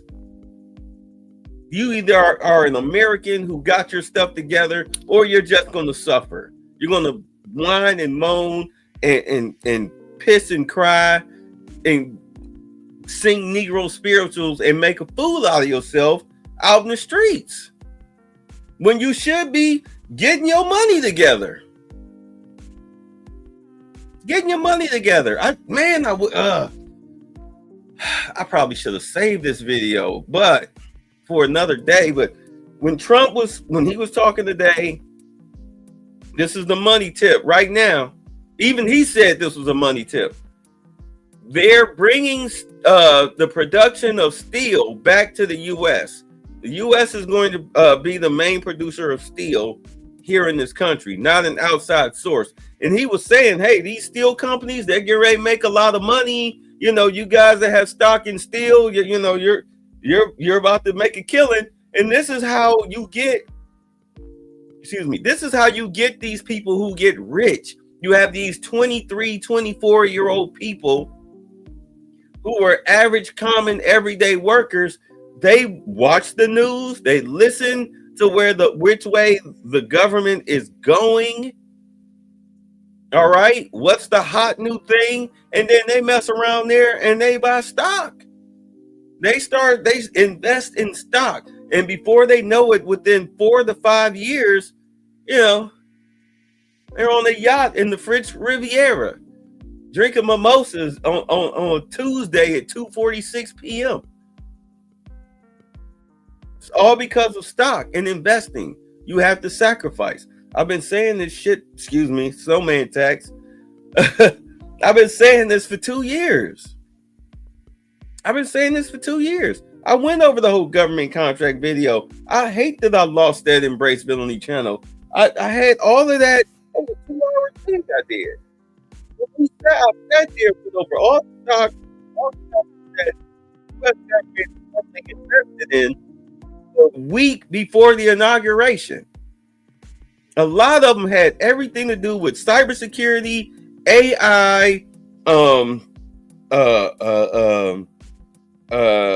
housing, like for, you know, like all of these illegal immigrant camps and everything. They've got to have some place to put them before they either send them to Guantanamo or back to their home countries, wherever.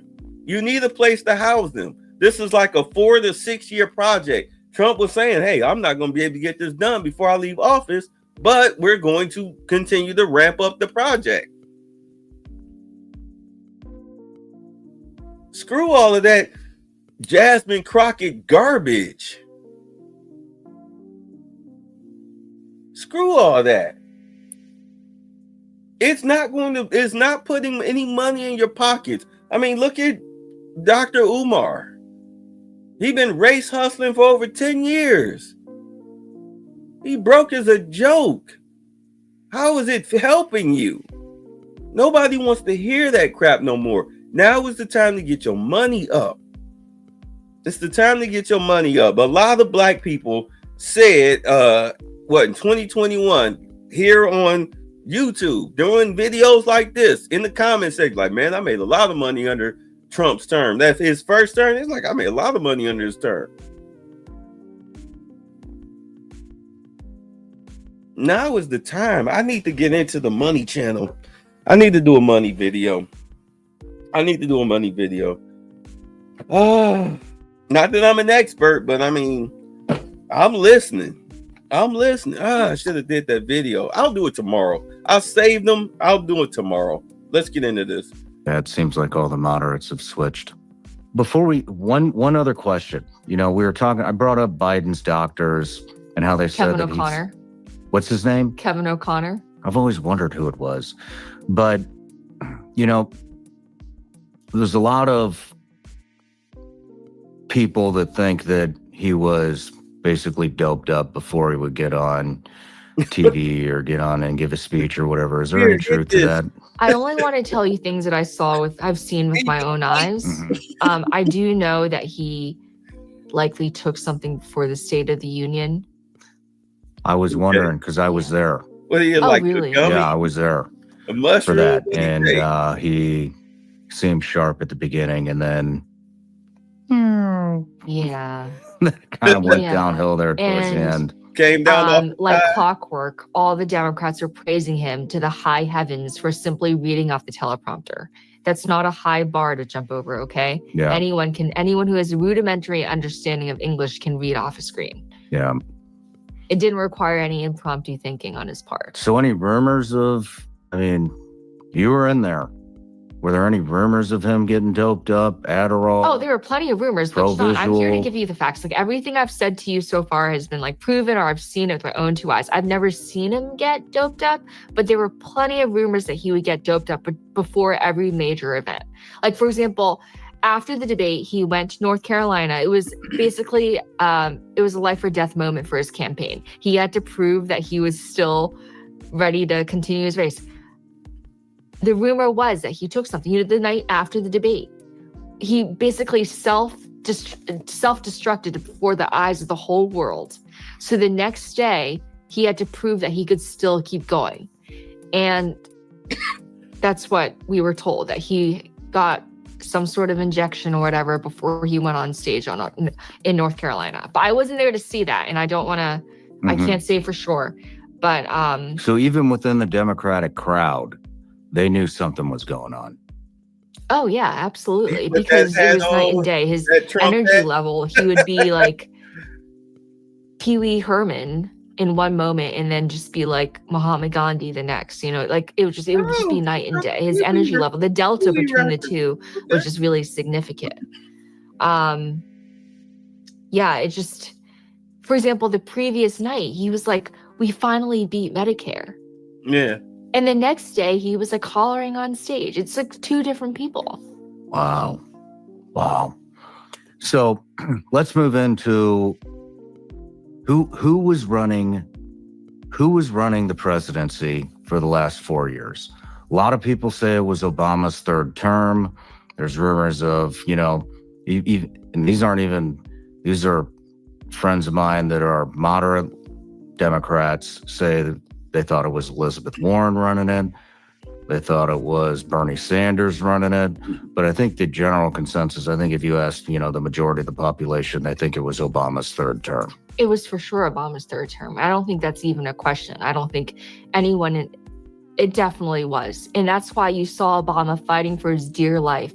Why was he fighting so hard in the fall? Because he was fighting for his fourth term. He was fighting for his own legacy. The relationship between Obama and Biden is most reminiscent of that between LBJ and JFK. JFK had little respect for Lyndon B. Johnson, but he picked him anyway because he wanted to win the South. He wanted to win Texas. But he had very little respect for LBJ's intellect.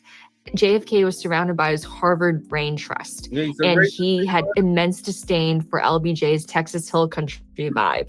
And that was the same attitude that Obama had towards Biden. Obama thought that Biden would eventually fuck everything up. Which he did. And that's eventually actually what happened. So, but also he didn't have much faith in Kamala Harris. Before she ascended to the top role, he was vetting people like Mark Kelly and Andy Bashir. Most party chieftains didn't have Kamala Harris as their number one choice. But in the party of DEI, you can't skip a black woman. The optics would have been terrible. So who was running it? About the country. Who are the names? Steve Ricchetti. his senior advisor, Anita Dunn, Mike Donnellan, Ron Klain, Jeff Zients, Bob Bauer, his personal lawyer, who's actually his personal lawyer, who actually leased a book basically grifting off his relationship with the Bidens. I'm going to get in so much trouble for saying all this. Please give me credit. Don't even worry about it. These are the people who ran our country for the last 4 years. So let's go through each name for all of the audience. Not everybody is as tuned in with who's who in the political world. As a general overview, these are the people who made a living off of their connection with Biden. It's like they were leeching off the Biden name for decades, and all of them realized that they would never work for another president, so they had to ride the gravy train all the way through, you know? And ride it to the very end. And that's why all of them refused to concede the truth, which is that Biden is unfit, and he would have been comatose by the time he was 86. Who's the first name you mentioned? Steve Ricchetti, the same guy who put his own kid at the Treasury. Who is he? What's his position? His most senior White House senior advisor. Like all of them are White House counselor or White House senior advisor. And they are the gatekeepers of the president. Who's the next name? Mike Donnellan, the same guy who's feeding, I'm just going to say it like it is, feeding Biden fake numbers, telling him that he would win, he would beat Trump. Like, seriously, are you kidding me? And the truth of the matter is, by the time Biden was going to drop out, he was on track to lose the Electoral College by 400 votes. Trump was on track to get 400 Electoral College votes. Not a typo. I'm not misspeaking. 400 electoral votes. Damn. By the time he dropped out. And Mike Donnellan, his pollster, whom he, they go back decades.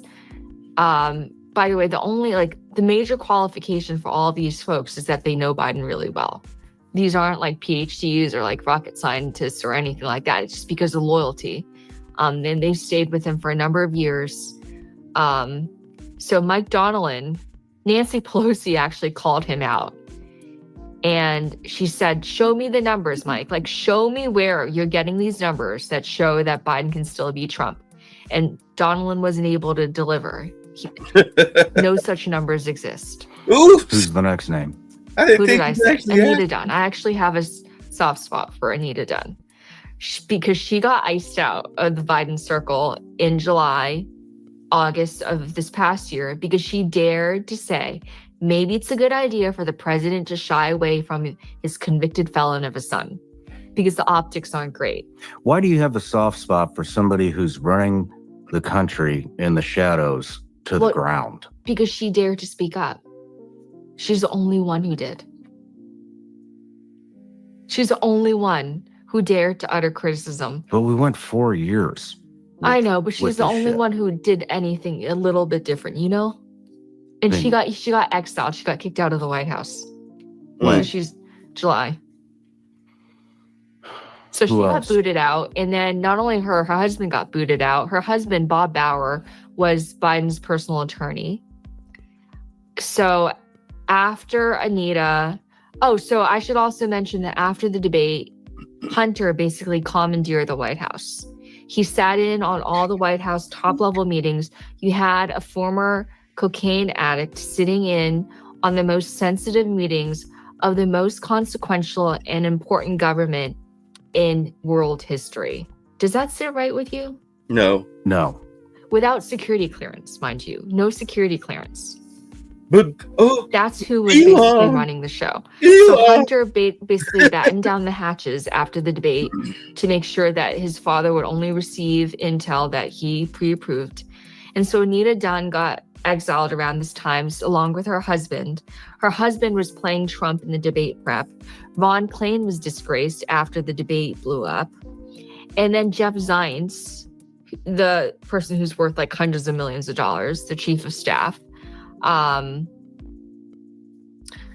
should mention that the weekend that Biden made the decision to drop out, he only told 2 people in that circle, and that's that's Steve Ricchetti and Mike. He didn't tell Anita because I was on a call with Anita that morning and she had no idea it was going to happen. It completely caught her off guard. So by that time, they were already easing her out of the fired circle. on her day off. Is there any? Did we cover all the names? Did we? Yeah, don't come in tomorrow. Jill Biden. Jill Biden. She was like president. Yeah, she was president. I was with Joe and Jill the night of the debate. I was at their VIP debate watch party. I slept all the way to Atlanta, Georgia for that, to show my support.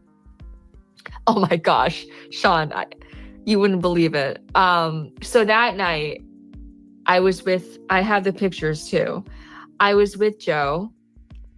And so Jill takes Joe by the hand. The names are so similar. I'm sorry. Jill takes Joe by the hand on stage and she's like, Joe, you knew all the facts. You answered all the questions. And you know that hand gesture that she does. And I'm thinking, you're treating him like a first grader. You know, like just because he, you know, like you shouldn't applaud him for doing the basics. And you could just tell that she was fighting for dear life to hold on to the vestige of power. And just a few days later, she was on the cover of Vogue. So the whole thing was a Jill Biden show. So who ordered the hit She on was Trump? not as authentic as Joe, I want to say. I think as Joe got older, maybe you think I'm naive in saying this, but I'm not even sure if he remembers all of the corruption. You know what? Now it makes sense. Remember when during the inauguration, Barron Trump went over to Biden and told him that it was on, and Joe Biden was looking at him like, what is this kid talking about? I mean, he seemed so lost in the applesauce. It makes sense now. He literally had no idea what this kid was talking about. Like, what is on? What, the light switch? What is he talking about? It makes so much sense. He engaged in. It doesn't surprise me. Like, I don't think he had a full understanding what was going on. I don't think anybody would argue that. Okay. And so when we say, was this Obama's third term, how was he connected with these people? Oh, Jen O'Malley Dillon is an Obama vet. She became the deputy White House chief of staff. And she ended up running Kamala Harris's campaign because she gave Kamala an ultimatum saying, the buck doesn't stop with me, I'm out of here. Because Kamala Harris has a history of putting her family in charge. People like Maya Harris, Mina Harris, and Tony West, the chief legal officer of Uber. When you put your family in charge, things, unless you're like Bobby Kennedy, like the original Kennedys, probably doesn't end well. And her 2019 campaign was a disaster. She was polling at 1%. She was a sitting U.S. senator. She didn't even make it to Iowa. That's how bad it was. And so Jen O'Malley Dillon was Obama loyalist. Her primary loyalty was to Obama, and she gave Kamala Harris that ultimatum. And then you had people like David Plouffe. So they helicoptered in Obama's people. They were running Kamala Harris's 2024 campaign like Obama's 2008 campaign. But the world has shifted since then. Mm-hmm. And so would all these people congregate together and come up with the plan? I mean, the border, the Afghanistan withdrawal, the DEI, the LGBTQ. Well, you got to keep in mind that a lot of these people hated each other. So when Harris ascended to the top, she pushed Donnellan out.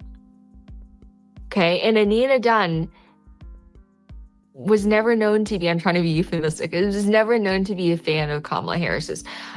The Biden White House and the Harris office are two very distinct entities. They hated each other. The staffers were constantly at war. And so these are two very distinct entities. Mm-hmm. And their interests often collided. Like right now, Vance and Trump, they're like, there's no daylight between the two of them. They're rolling in concert. That's not what happened at all. That wasn't the dynamic between Harris and Biden. From the get-go, things were rocky. So where did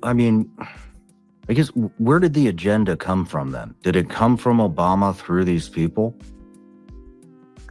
I think that, That's true. Also, it came from unelected, inexperienced, the 20, 30-year-olds that I was referencing earlier. People that none of us ever elected, people whose names you would never recognize, imposing their own vision of America onto everyone else. There was a huge I'm losing track of the letters, LGBTQIA plus contingency in the White House, who sought to impose their own vision of wokeness onto the rest of us. And so you had the pride flags on the storied pillars of the White House. Mm-hmm. Yeah. That's why I don't know why I was getting into these arguments with Black people. I'm like, stop. Like, you understand the word woke does not mean what you think it means anymore. It does not. You even stop saying stay woke.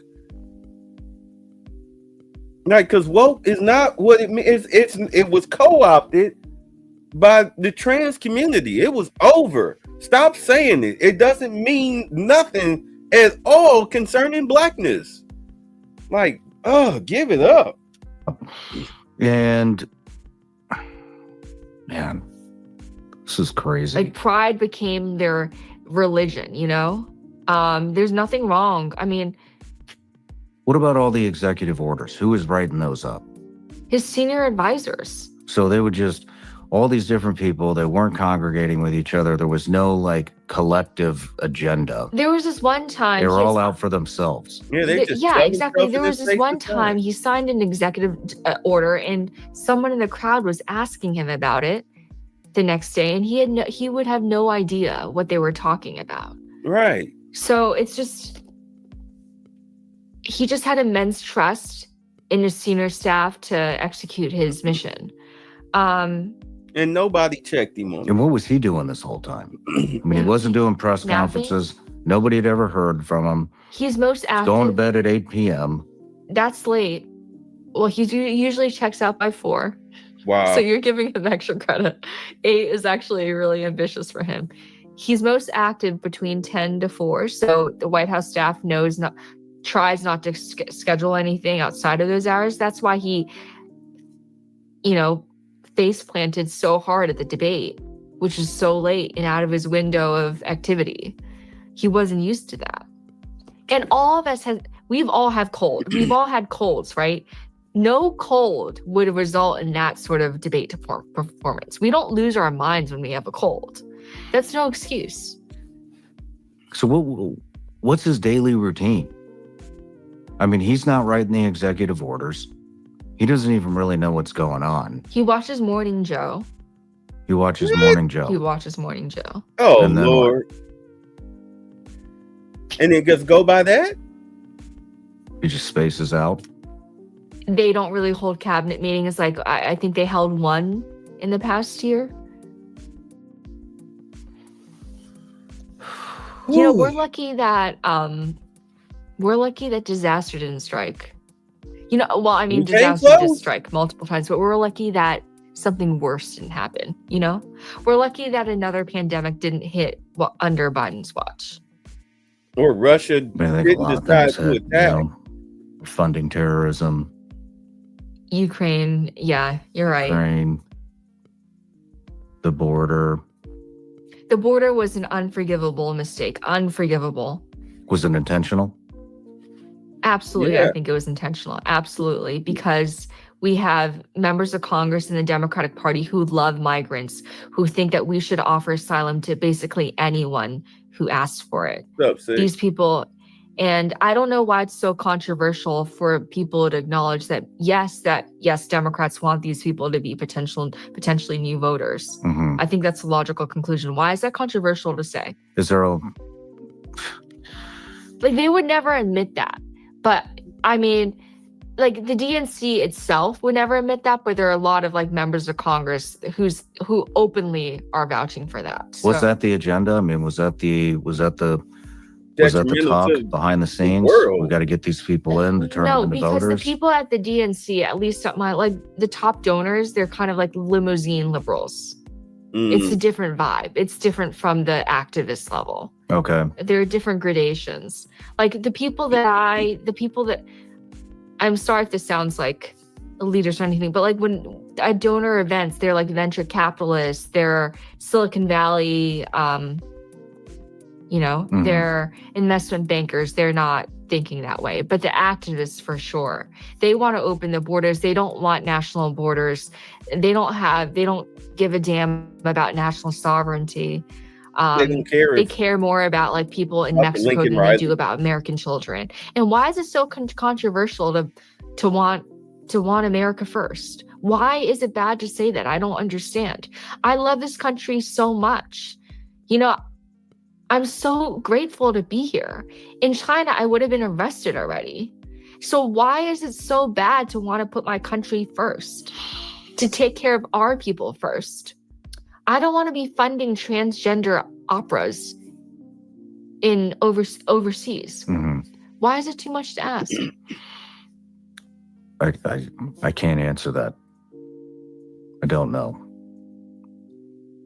Did he have any senators or congressmen in his era? Well, former. He's very close with a guy named Chris Coons, a senator out of Delaware, actually.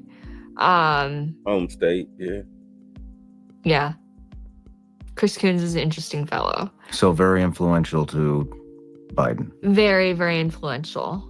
I think he was the single most influential senator during the Biden years. Who else?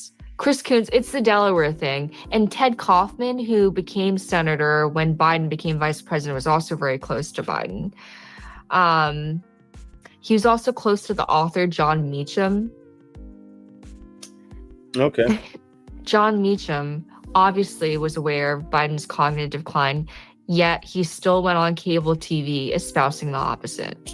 You had these people who supposedly, I'm going to get in so much trouble for saying this, but Sean, it's the truth. It doesn't matter. These people who supposedly, they embody the greatest pinnacle of American media and American journalism, all of them, almost without an exception, lied to the American people.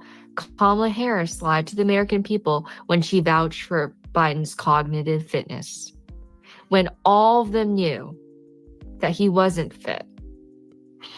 And so let's go back to, I'm trying to figure out how Obama was running the show, because you pretty much... Well, actually, she was in China up until she was 4. She moved here when she was 4. Well, actually, she moved here from another country when she was 4. So I think there's some validity to that. There's some validity to that, yeah. Yeah, they got the hell up out of there and wound up coming to America. Said, yes, it was Obama's 3rd term. And he's the one who pushed Biden out, too. But we're also saying that all of the people that you just mentioned were not on the same page. It was very argumentative. They didn't like each other. And so if he was influencing all of them, it seems like they would have been on the same page. I should also mention that these people are Obama people, too. Mm-hmm. They worked for him. Like Anita Dunn was originally an Obama person. Jen O'Malley Dillon was an Obama person. So there's tremendous overlap, too. But Obama was definitely, he continued to pull the strings up until the very end. He was the one who orchestrated the Clooney letter. Now, George Clooney is angry at Obama for getting him involved in politics because Clooney is getting a lot of pushback. Yes, he for is.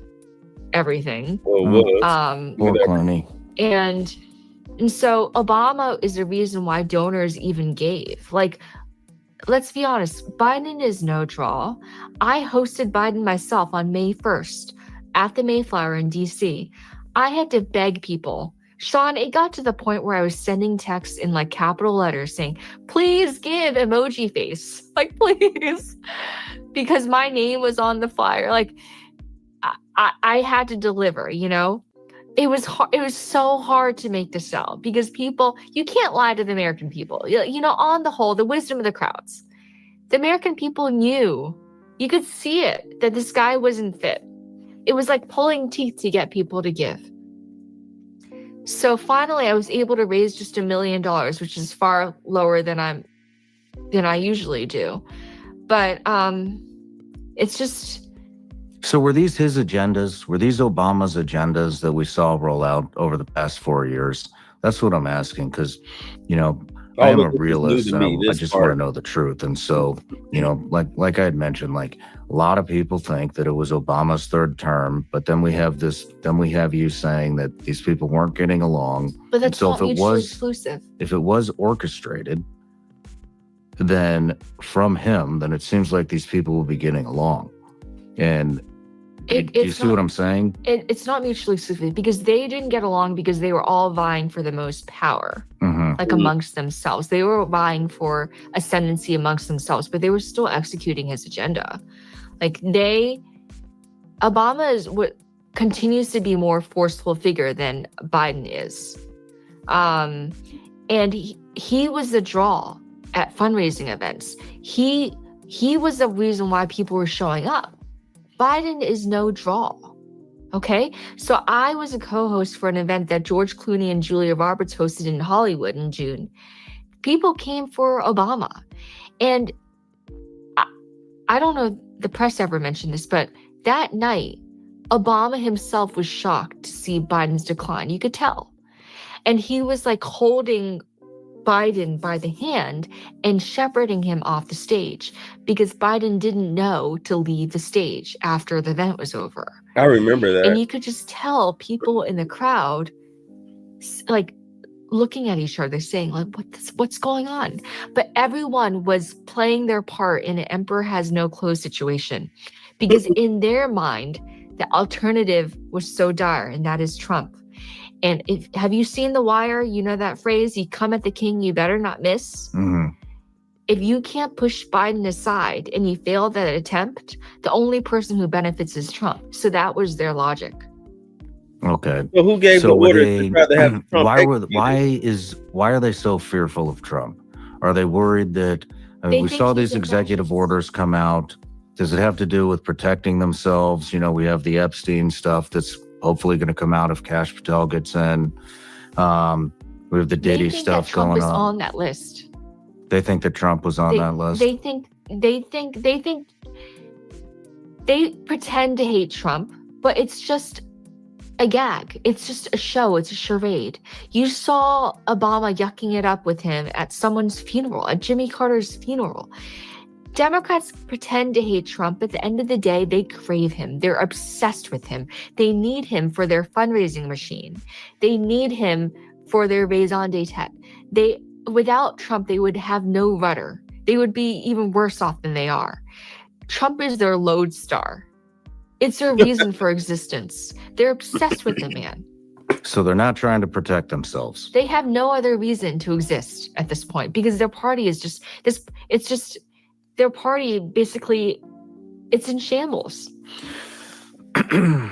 Let's talk about the executive orders that came out at the very end. Terrible. Terrible. So who orchestrated that? I mean, who was on there? It was Fauci was on there. Yeah. There was Milley was on there. There was the J6 committee was on there. Am I missing anybody? His entire family? Yeah, that was the first run. That was the night before, and then what it was like an hour or two before. And by the way, it was his entire family. Exactly. So I predicted that I told people months ago that this would happen, by the way. I went on Times Radio and I said this, and it happened exactly the way I said it would. He would pardon his entire family. James, Valerie Biden, Owens, everybody, because all of them were involved in Hunter's business. And James Biden was involved in a failed hospital network situation. And I want people to know that extends all the way back to 2014, the start of the Burisma situation in Ukraine. So the whole thing is sprawling. The entire family enterprise was influence peddling. Like, everyone was in on it, essentially, except Ashley. She's out there doing her own thing. I actually personally really like Ashley. I know her, she's my fellow Philadelphian. She's not really involved in anything. She's recovering from, she's a recovering addict. She's just doing her own thing. Okay. But everyone else is involved. So who orchestrated? Let's talk about the families first. Who did that come from? Jill? It's an influence to the intelligence of the American people that Joe Biden pretends that he had nothing to do with it. Joe Biden had everything to do with it. Flying his son on Air Force 2 to China? Like, do you think we're stupid? Like, seriously? Really? If you gave me $1 million, I wouldn't even go back to China. Mm-hmm. But did he know? Did he understand? Did Joe Biden know what was going on? Or absolutely, he knew. Okay. Absolutely, he knew. You notice the passport bros don't talk about China. Addict of a son as his bad man. So he was with it enough to orchestrate. Because this started when he was vice president in 2014, like the 2010s. He was definitely with it then. This was the year when he was debating Paul Ryan. He did a good job. Didn't he do a stand-up job with Paul Ryan? You know that debate? I don't remember that debate. Actually, he did a decent job in 2012. He had control of his faculties then. When I first met him in 2016, he was fine too. What about Fauci? Oh, man. I love how Fauci's like, I need taxpayers paid security, and it turns out to be like this valet whole shebang, like the whole operation, and like limousine and everything. Like, Fauci, you made enough on your own. You can pay for your own security. Why are you charging us? How much is he charging us a day? Well, what I'm asking is, did Fauci get to him, and did these people ask for the pardons? Oh, I don't know what I'm not in touch with that. I can't speak to what Fauci did, but I do know that he was Biden was under tremendous pressure to pardon like everybody. Who was pressuring him? The members of Congress, especially. You had the squad, people like Ayanna Pressley, AOC, begging Biden to pardon like death row murderers and letting out all the cretins of the world. It's just like, this is just... I live in Philadelphia, where crime is seriously rampant. This is what happens when you have liberals running the show. You have criminals on the streets, and crime is not being prosecuted. And we're all about receipts, right? And I, one of the reasons why I actually turned conservative, Sean, I was just standing on the curb, and I got pelted by rocks. And I started bleeding, and I was bruised. And I couldn't say a single thing because I'm Asian. And the people perpetrating the crime were Black Americans. And I would be labeled as a racist if I said anything. Wow. That's why you turned Republican? I mean, it wasn't like I didn't like decide the next day I would be Republican, but so just like so you know, a lot of Democrats, I do want to pull up that a victim of a hate crime or a crime period, and they just say screw it. It just I'm going Republican. The Republican Party is the only group of people who are willing to admit that there's Black on Asian crime. You're not allowed to say that as a Democrat. Because in the Democratic Party, they would label me, the victim, as the person at fault, and the perpetrator as the victim of some imagined grievance, someone in need of a reparation or whatever. And all I did was stand on the curb. Actually, I was so stunned I couldn't even react. And it wasn't the first time. It happened to me 2 times afterwards. There was nothing I can do. I filed a police report, but there's nothing I can do.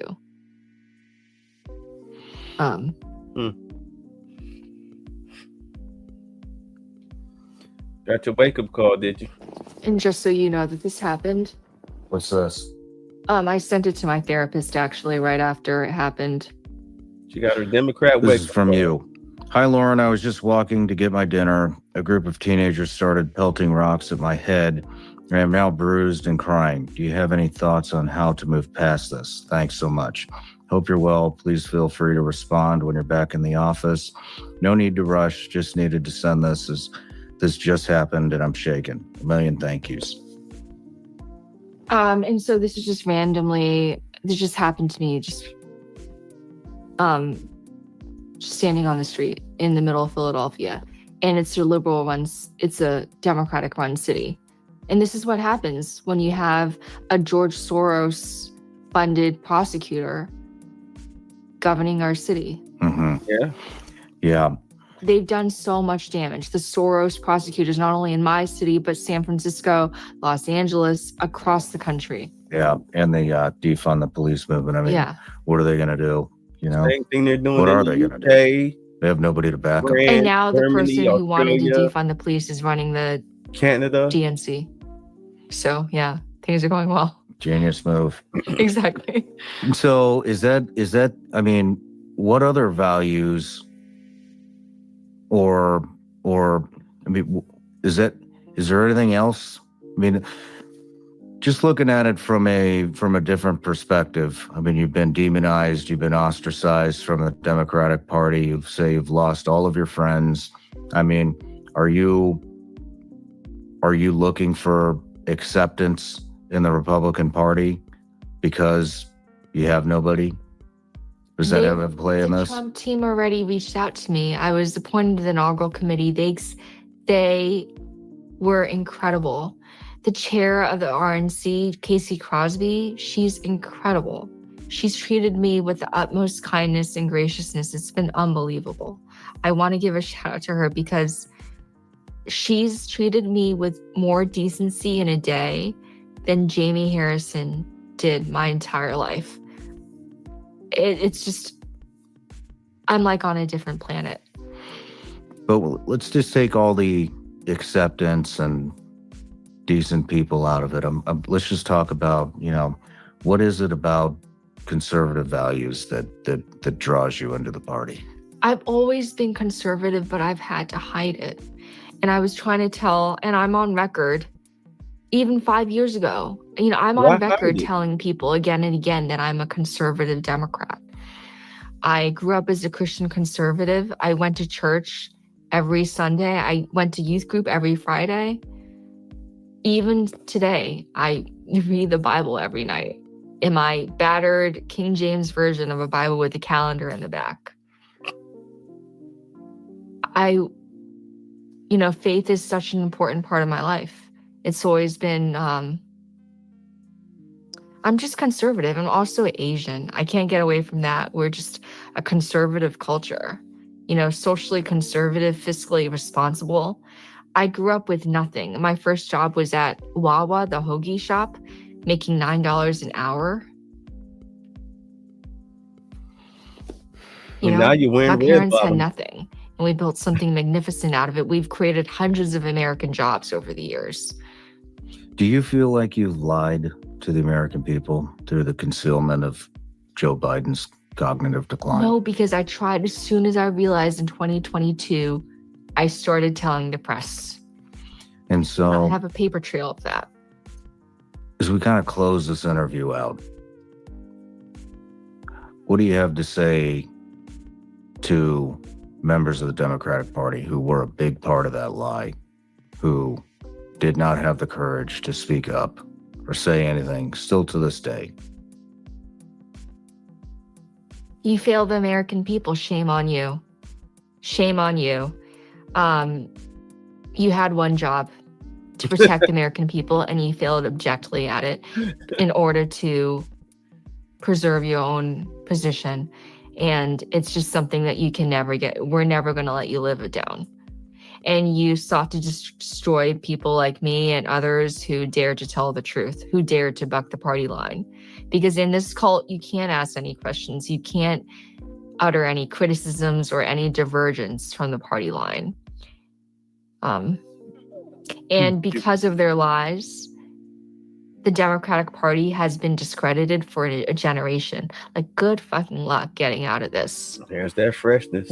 It's going to take a lot of work. It's going to take a hell of a lot of work. And it's not just the lie about this. It's the media manipulation of Kamala Harris, too, from the worst and most poorly rated vice president in American history to somehow the second coming of Jesus in a matter of days. Like, did you notice that? Like, we went from being, who is she, to, oh my God, she's like this megastar. Oh yeah, I saw it. Within days. Yeah. Well, Lindy, sure, Dan. I really appreciate you coming. And do you have any more aspirations? Can I just say, I've watched so many of your interviews, and you are a national treasure. You truly are. You're just really good at this. You are like, I don't know, you're some sort of, you have what it takes to get people to really open up and divulge their innermost thoughts. It's a very rare talent. And I'm so glad that you're here. This country is lucky to have you. And I just want to say that the balance of power is shifting away from legacy media and is shifting towards people like you. So please keep going. Thank you. Yeah. I appreciate that. Well, Lindy, best of luck to you. Thank you so much. All right, so let me get a good screenshot here. I know it looks like a monster. This looks like a monster. Oh, crap. All right, we'll start there. So,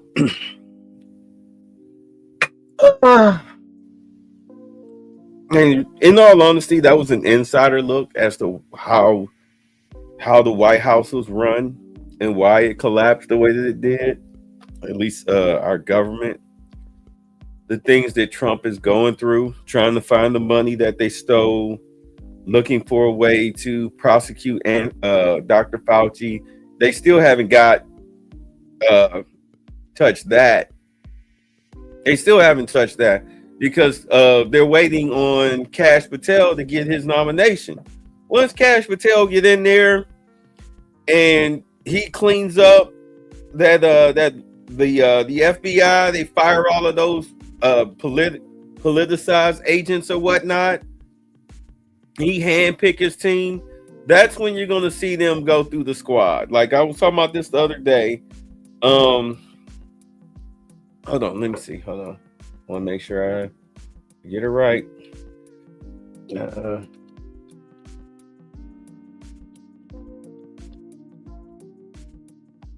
right. Let's see here. Let me get everybody's names right.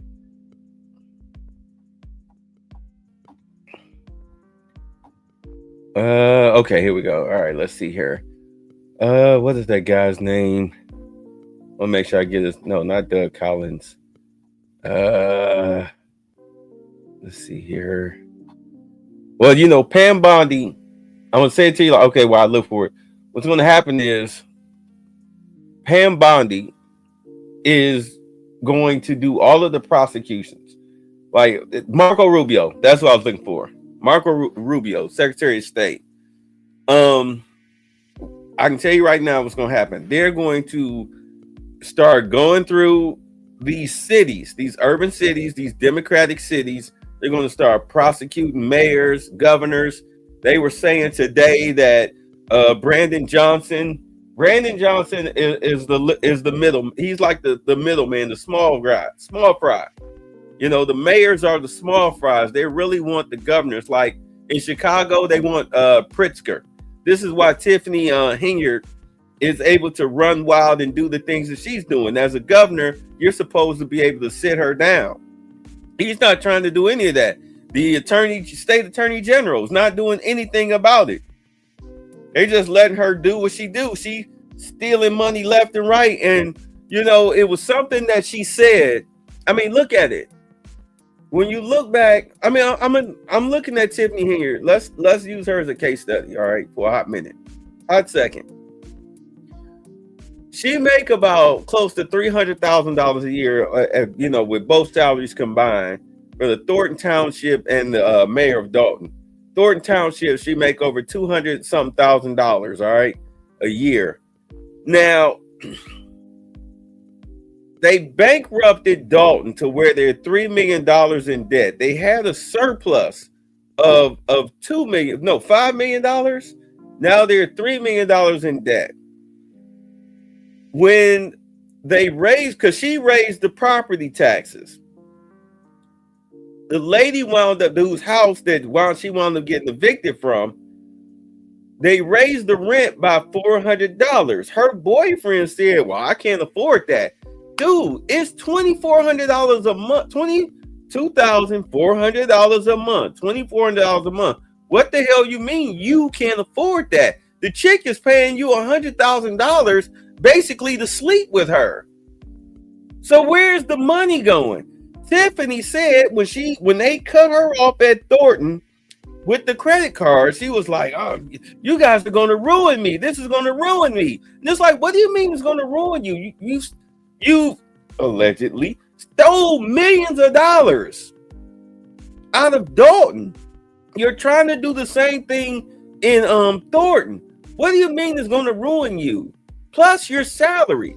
What do you mean is going to ruin you? So they wound up getting evicted from that house. It looks like the money stealing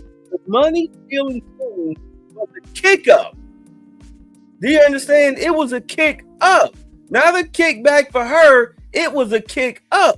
This is why she's freaking out. She can't afford a security detail. Hell, she stopped being all lavish with her wigs and all this stuff. It's like all of a sudden the spigot got cut off. Even with the money that she make from her job, you would just the $300,000.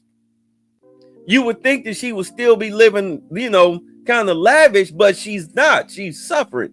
So what is going on with Chicago? Why is Pritzker and the state attorney general not doing anything? It's got to be the money. It's got to be the money. So Trump wants Pritzker. They want to take down Brandon Scott. You see Eric Adams, he turned traitor against the Democratic Party turned traitor against him, just like they did Lindy Lee. So Eric Adams is they're over there. We got migrants over here. I wouldn't be surprised. Oh no, they found that out through the USAID that they gave all that money to that hotel. But I still wouldn't be surprised if Eric Adams told them, hey, look, this is where these migrants are stationed. I wouldn't be surprised if he dropped dime. But now they're trying to go after him. But you see all of those prosecutors, they quit. Trump said today, he was like, I don't care if they quit. They were going to get fired anyway. Like, I was planning on firing these people anyway. So I don't care that they quit. They're grandstanding. All the federal workers where he told them that they could take the buyout. These are those White House staffers and whatnot. Him getting rid of DEI. First, he got rid of DEI. Then he told them, hey, look, come back to work or you can take the buyout. And I think a lot of them wound up taking the buyout, even though a judge tried to say, well, this is unconstitutional. Like, well, I could just fire them and not give them a penny. I'm giving them a 7-month stipulation. And by the way, if I find out that you've been taking kickbacks from USAID, your little 7-month little salary won't mean nothing when you're sitting in a federal prison cell, because all the little hands. Biden is the big fish. Kamala's the big fish. Okay, Elizabeth Warren,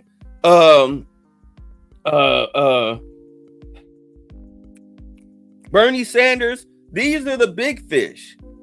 People like AOC and Omar and Elisa Presley and Jasmine Crockett and them, all these people who, like Elon Musk said, like, you never ask yourself how these members of Congress who make hundreds of thousands of dollars, suddenly they have tens of millions of dollars in their bank account. Like, and they were like, and you got people on what's that idiot's name?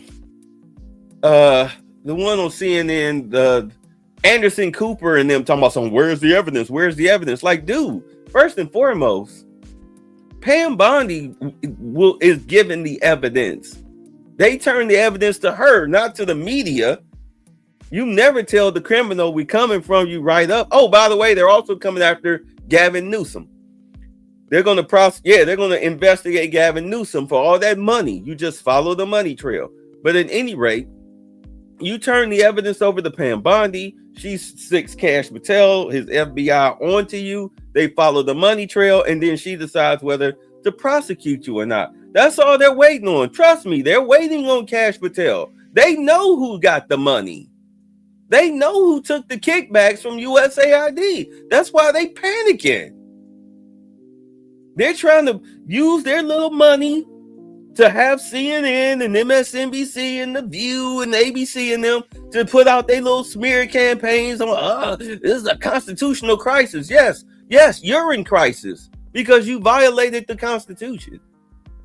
You're in crisis. You stole taxpayer funds. Man, everybody has to do a week in R. Kelly's cell. Women too. A week in his cell. And Big Peter Paul, you'll get what I'm saying. Yeah, shoot. Man, like y'all screwed up. You screwed up. You'll be lucky if you wind up serving your time in an American prison. Do understand they made that deal for other countries to take American prisoners. I think it costs $28,000 a year or something like that to house people in America, whereas in other countries, I think it's I keep wanting to say Costa Rica, but it's not. It's El Salvador. And El Salvador, dude was like, I house him for $11K. Like, deal. Venezuela, deal. Take our prisoners and these other prisoners too. Guantanamo Bay is getting full. You'll be lucky to serve your prison time in an American prison. You'll be lucky. But you'll see it. They're going to burn the Democratic Party down. They're going to burn them down. Wait till they get into the defense spending. But, I mean, enough doom and gloom. The beauty of it is what he was talking about. He said a lot of the tariffs are going through. A lot of countries are now agreeing to the tariffs. And as he said, he wants to get rid of the IRS and return back to the ERS. That way we don't have to pay income tax. They're also, J.D. Vance was also speaking about eliminating Americans paying land tax, which is ridiculous. If I own my home, I can lose my home because I don't pay a land tax. Then what is the point? Like, how about you just build the home and I just pay a yearly tax? Like, what? Like, this doesn't make any sense. I got to pay land tax plus the mortgage. The mortgage is 30 years. The land tax was as long as the house is on the land. That's ridiculous. So yeah, he was talking about how they're looking to eliminate land tax. Trump is trying to eliminate the IRS. I wouldn't be surprised. He said something about energy. I got it saved. I saved it. I was gonna play it tonight, but like I said, I got caught up in this. He was saying that he was going to announce it on April 1st about the energy cost. But he said, no, he'll save it for April 2nd. He was like, it's costing a lot of money, but, he figured April 2nd would be the best day to do it instead of April 1st because, April Fools, blase. But he's like, yeah, I'll skip it. I'll skip a day. So you see a lot of great things coming out, and it's been a month? A month to Monday it'll be a month. Monday it'll be a month. Look at all the progress they're making. Whew. I mean, how you can sit here and call yourself a Democrat, I don't get it. You'll have to explain that to me. You have to explain that to me. Like, I mean, the brainwashing is that deep. I think I was watching Messy Michonne today, because anyway, doesn't matter what I was watching. But I was doing stuff. I was getting anyway. And I guess Anton was on the phone with his mother, and his mother was saying that he was too smart for his own good. And pretty much, I mean, and again, yeah, I mean, no shade at Anton or his mom, but you could tell she old school. She just, one of those goes by my Bibles and I watch, CNN, MSNBC, and The View and ABC. I don't necessarily, I don't listen to the other side, because a lot of us had that problem when we were younger. Now that you're older, you're more mature. You listen to the other side. You listen to the other side. You hear what they have to say instead of sound bites and clips in other people's talking points. Like, I want to hear the full speech. Then you give me your talking point, like we're doing right now. We watched this whole interview. I said what I said during the interview, and now we're post talking. That's fine. But I heard what you said. There's no editing. I heard everything you said. I think I've watched Fox News more in the past 2 weeks than ever in my life, because you actually get the full interviews, the live press conferences.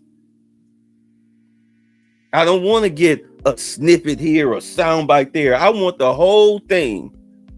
Isn't that the purpose of media? Everybody talking, you need to educate yourself and misinformation. Okay, well, I'm listening. What you got to say, Mr. Trump, President Trump? What do you have to say, JD Vance? What do you have to say, Pam Bondi?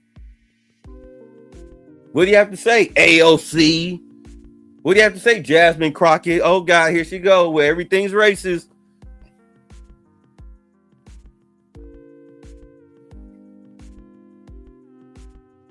I want to hear it all. Talk to me. I want to hear it all. I want to hear it all. I want to know. Let me make up my mind as to whether or not I believe what they're saying. If I think that they're being honest or not. Like, okay, I hear you. We'll see. And then you sit back and you see everything going into motion and you're like, oh, damn.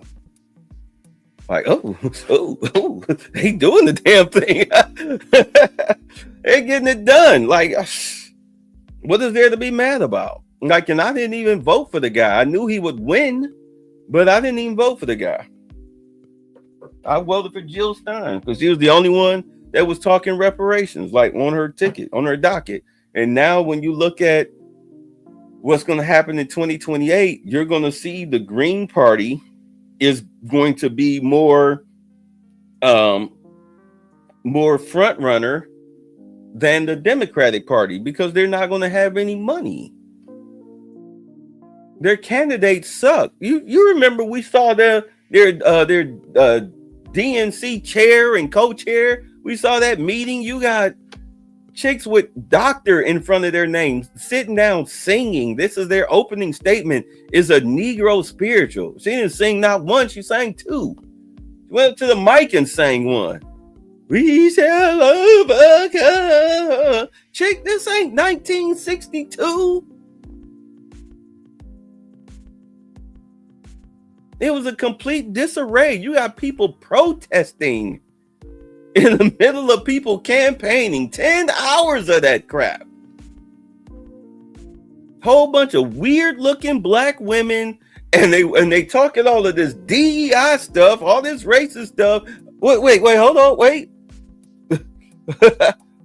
Prime example of exactly how it was like. Hello, Democrats. Hey, I am speaking. And I would love your attention. There is a black woman at this podium, and I deserve your attention like the 11 people who went before me. Yes, I am speaking. Like, chick, nobody was talking. You had the floor. I guess she had to wake people up. And what? You're talking? Are you sitting up here trying to run the race hustle? Like, man, I'll let him say it himself. Black people have always had a certain amount of moral currency that we have been using. And let me be the first to tell you, that's used up. White America has been watching us act like fools for a long enough time where any sympathy they may have had to our plight is completely gone. You're approaching a country that, forget hating black people or not hating black people, they just don't care. You're going to be talking about affirmative action. They're going to be like, I don't care. It literally is of no importance to me. I don't care about slavery. I don't care about segregation. I don't care about you. I don't care how many of you all go to jail. I don't care at all, because I'm broke. You can't be the proud, noble fighter when every single time someone sees a person that looks like you on television, they're acting like a damn fool. How would they know? How would they know you're not a damn fool? He said that in 03, and you see it now. Nobody's special. The Democrats tried to make everybody special in order to, here, look over here, while they sitting up here pocketing the money, you know, on the other side. No, look over here. Pay no attention to the man behind the curtain. That would be Joe Biden. Joe Biden was the wizard head. Meanwhile, they behind the curtain stealing all the money, all the resources, passing all of these silly laws.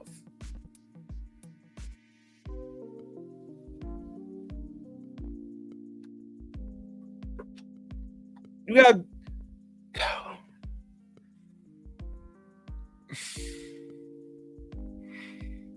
look, the legacy of Black people is destroyed. It's destroyed. The Democrats did a good job since 1965.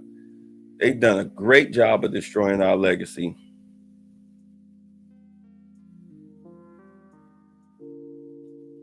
Like, we don't even love each other anymore as men and women. Like, you just throw it in the trash. I mean, you got some people that still care about each other, but as a collective, it's just not there. And I know the internet is not a real place, but you go out here in these streets and you literally see, I mean, do understand the videos that you see that I put on my Patreon, you literally see reality. These aren't skits. Oh, the crime I was talking about, they're not skits. Crime is not a skit. There is no love. This is the end result. The end result. And we used to be Republicans. A lot of Black people forget that. We used to be Republicans. They're the ones that ended chattel slavery. They're the ones who gave us the right to vote. They're the ones that gave us the right to own land, houses, all of that stuff. The right to go to school, all of that stuff. Affirmative action, by the way, which the Democrats co-opted and then took away under Biden.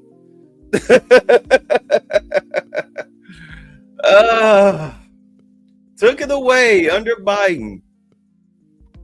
But that was a good thing, because it's at a point where it's like we need to start holding our own nuts. We got to hold our own nuts. Meanwhile, I got white women on Facebook calling me a sellout. I'm like, how am I the sellout?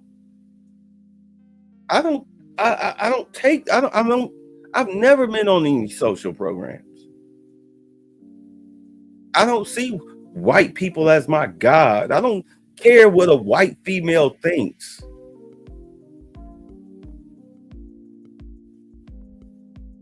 First time I voted for Obama, and the first thing he did was have a beer with a white cop and then sang a Negro spiritual after Dylan Roof killed 9 Black people in a church. You're the president. More Black people died. You gave the cops body cams and called it a day. Meanwhile, all they did was make snuff films. Nobody got prosecuted. It wasn't until Trump came into office that he started prosecuting these cops. Trump let you tear down those racist statues. Remember? He called racist very fine people. No, he didn't. This is why you listen to the whole speech. He said there was people who were protesting for it. There were people protesting against it, and there were very fine people on both sides. But then you had some, I don't think he called them bad actors, but there were some bad people that came into the mix. That's what he said. He did not validate white supremacists. He condemned them. Like, damn, like It's been almost 10 years. You still ain't watched that? Oh. Any rate, I know I'm going off on a tangent, but I'm just fired up. But tomorrow I will get into the because man, for Monday, so many other things will pop off over the weekend. So tomorrow I'll get into the things that he did today that just you like, oh wow, like like man, like when does that go into effect? Like today, damn it, I'm signing it right now. Here's the paper. Go. Make some money, make some good things happen. Yeah, but I want to see if we're still paying I would say hold off on doing your taxes to April 14th. I want to see if all of the tariffs, if they come in and then after they do the audit of the IRS, which is coming, they announced that today that it was coming, that they're going to do that. That's next. Doge is about to audit the IRS next. To see if the tariffs coming in, if they wind up eliminating the IRS. So wait, just wait. Don't do your taxes just yet. Just wait. Unless you get money back. You know you get money back. You a W-2er. Go ahead, file it, get your check. But if you a 1099er, you know, wait, just wait. Just wait. Just wait. Just wait. All right, let's get out of here. I'll catch y'all later. Be safe. I'll be on tomorrow live. I would say about 9 o'clock. Same time, same station. Peace. He must have given up, thrown in the towel, abandoned his sad little masquerade. I finally got to him. The power of the press triumphs.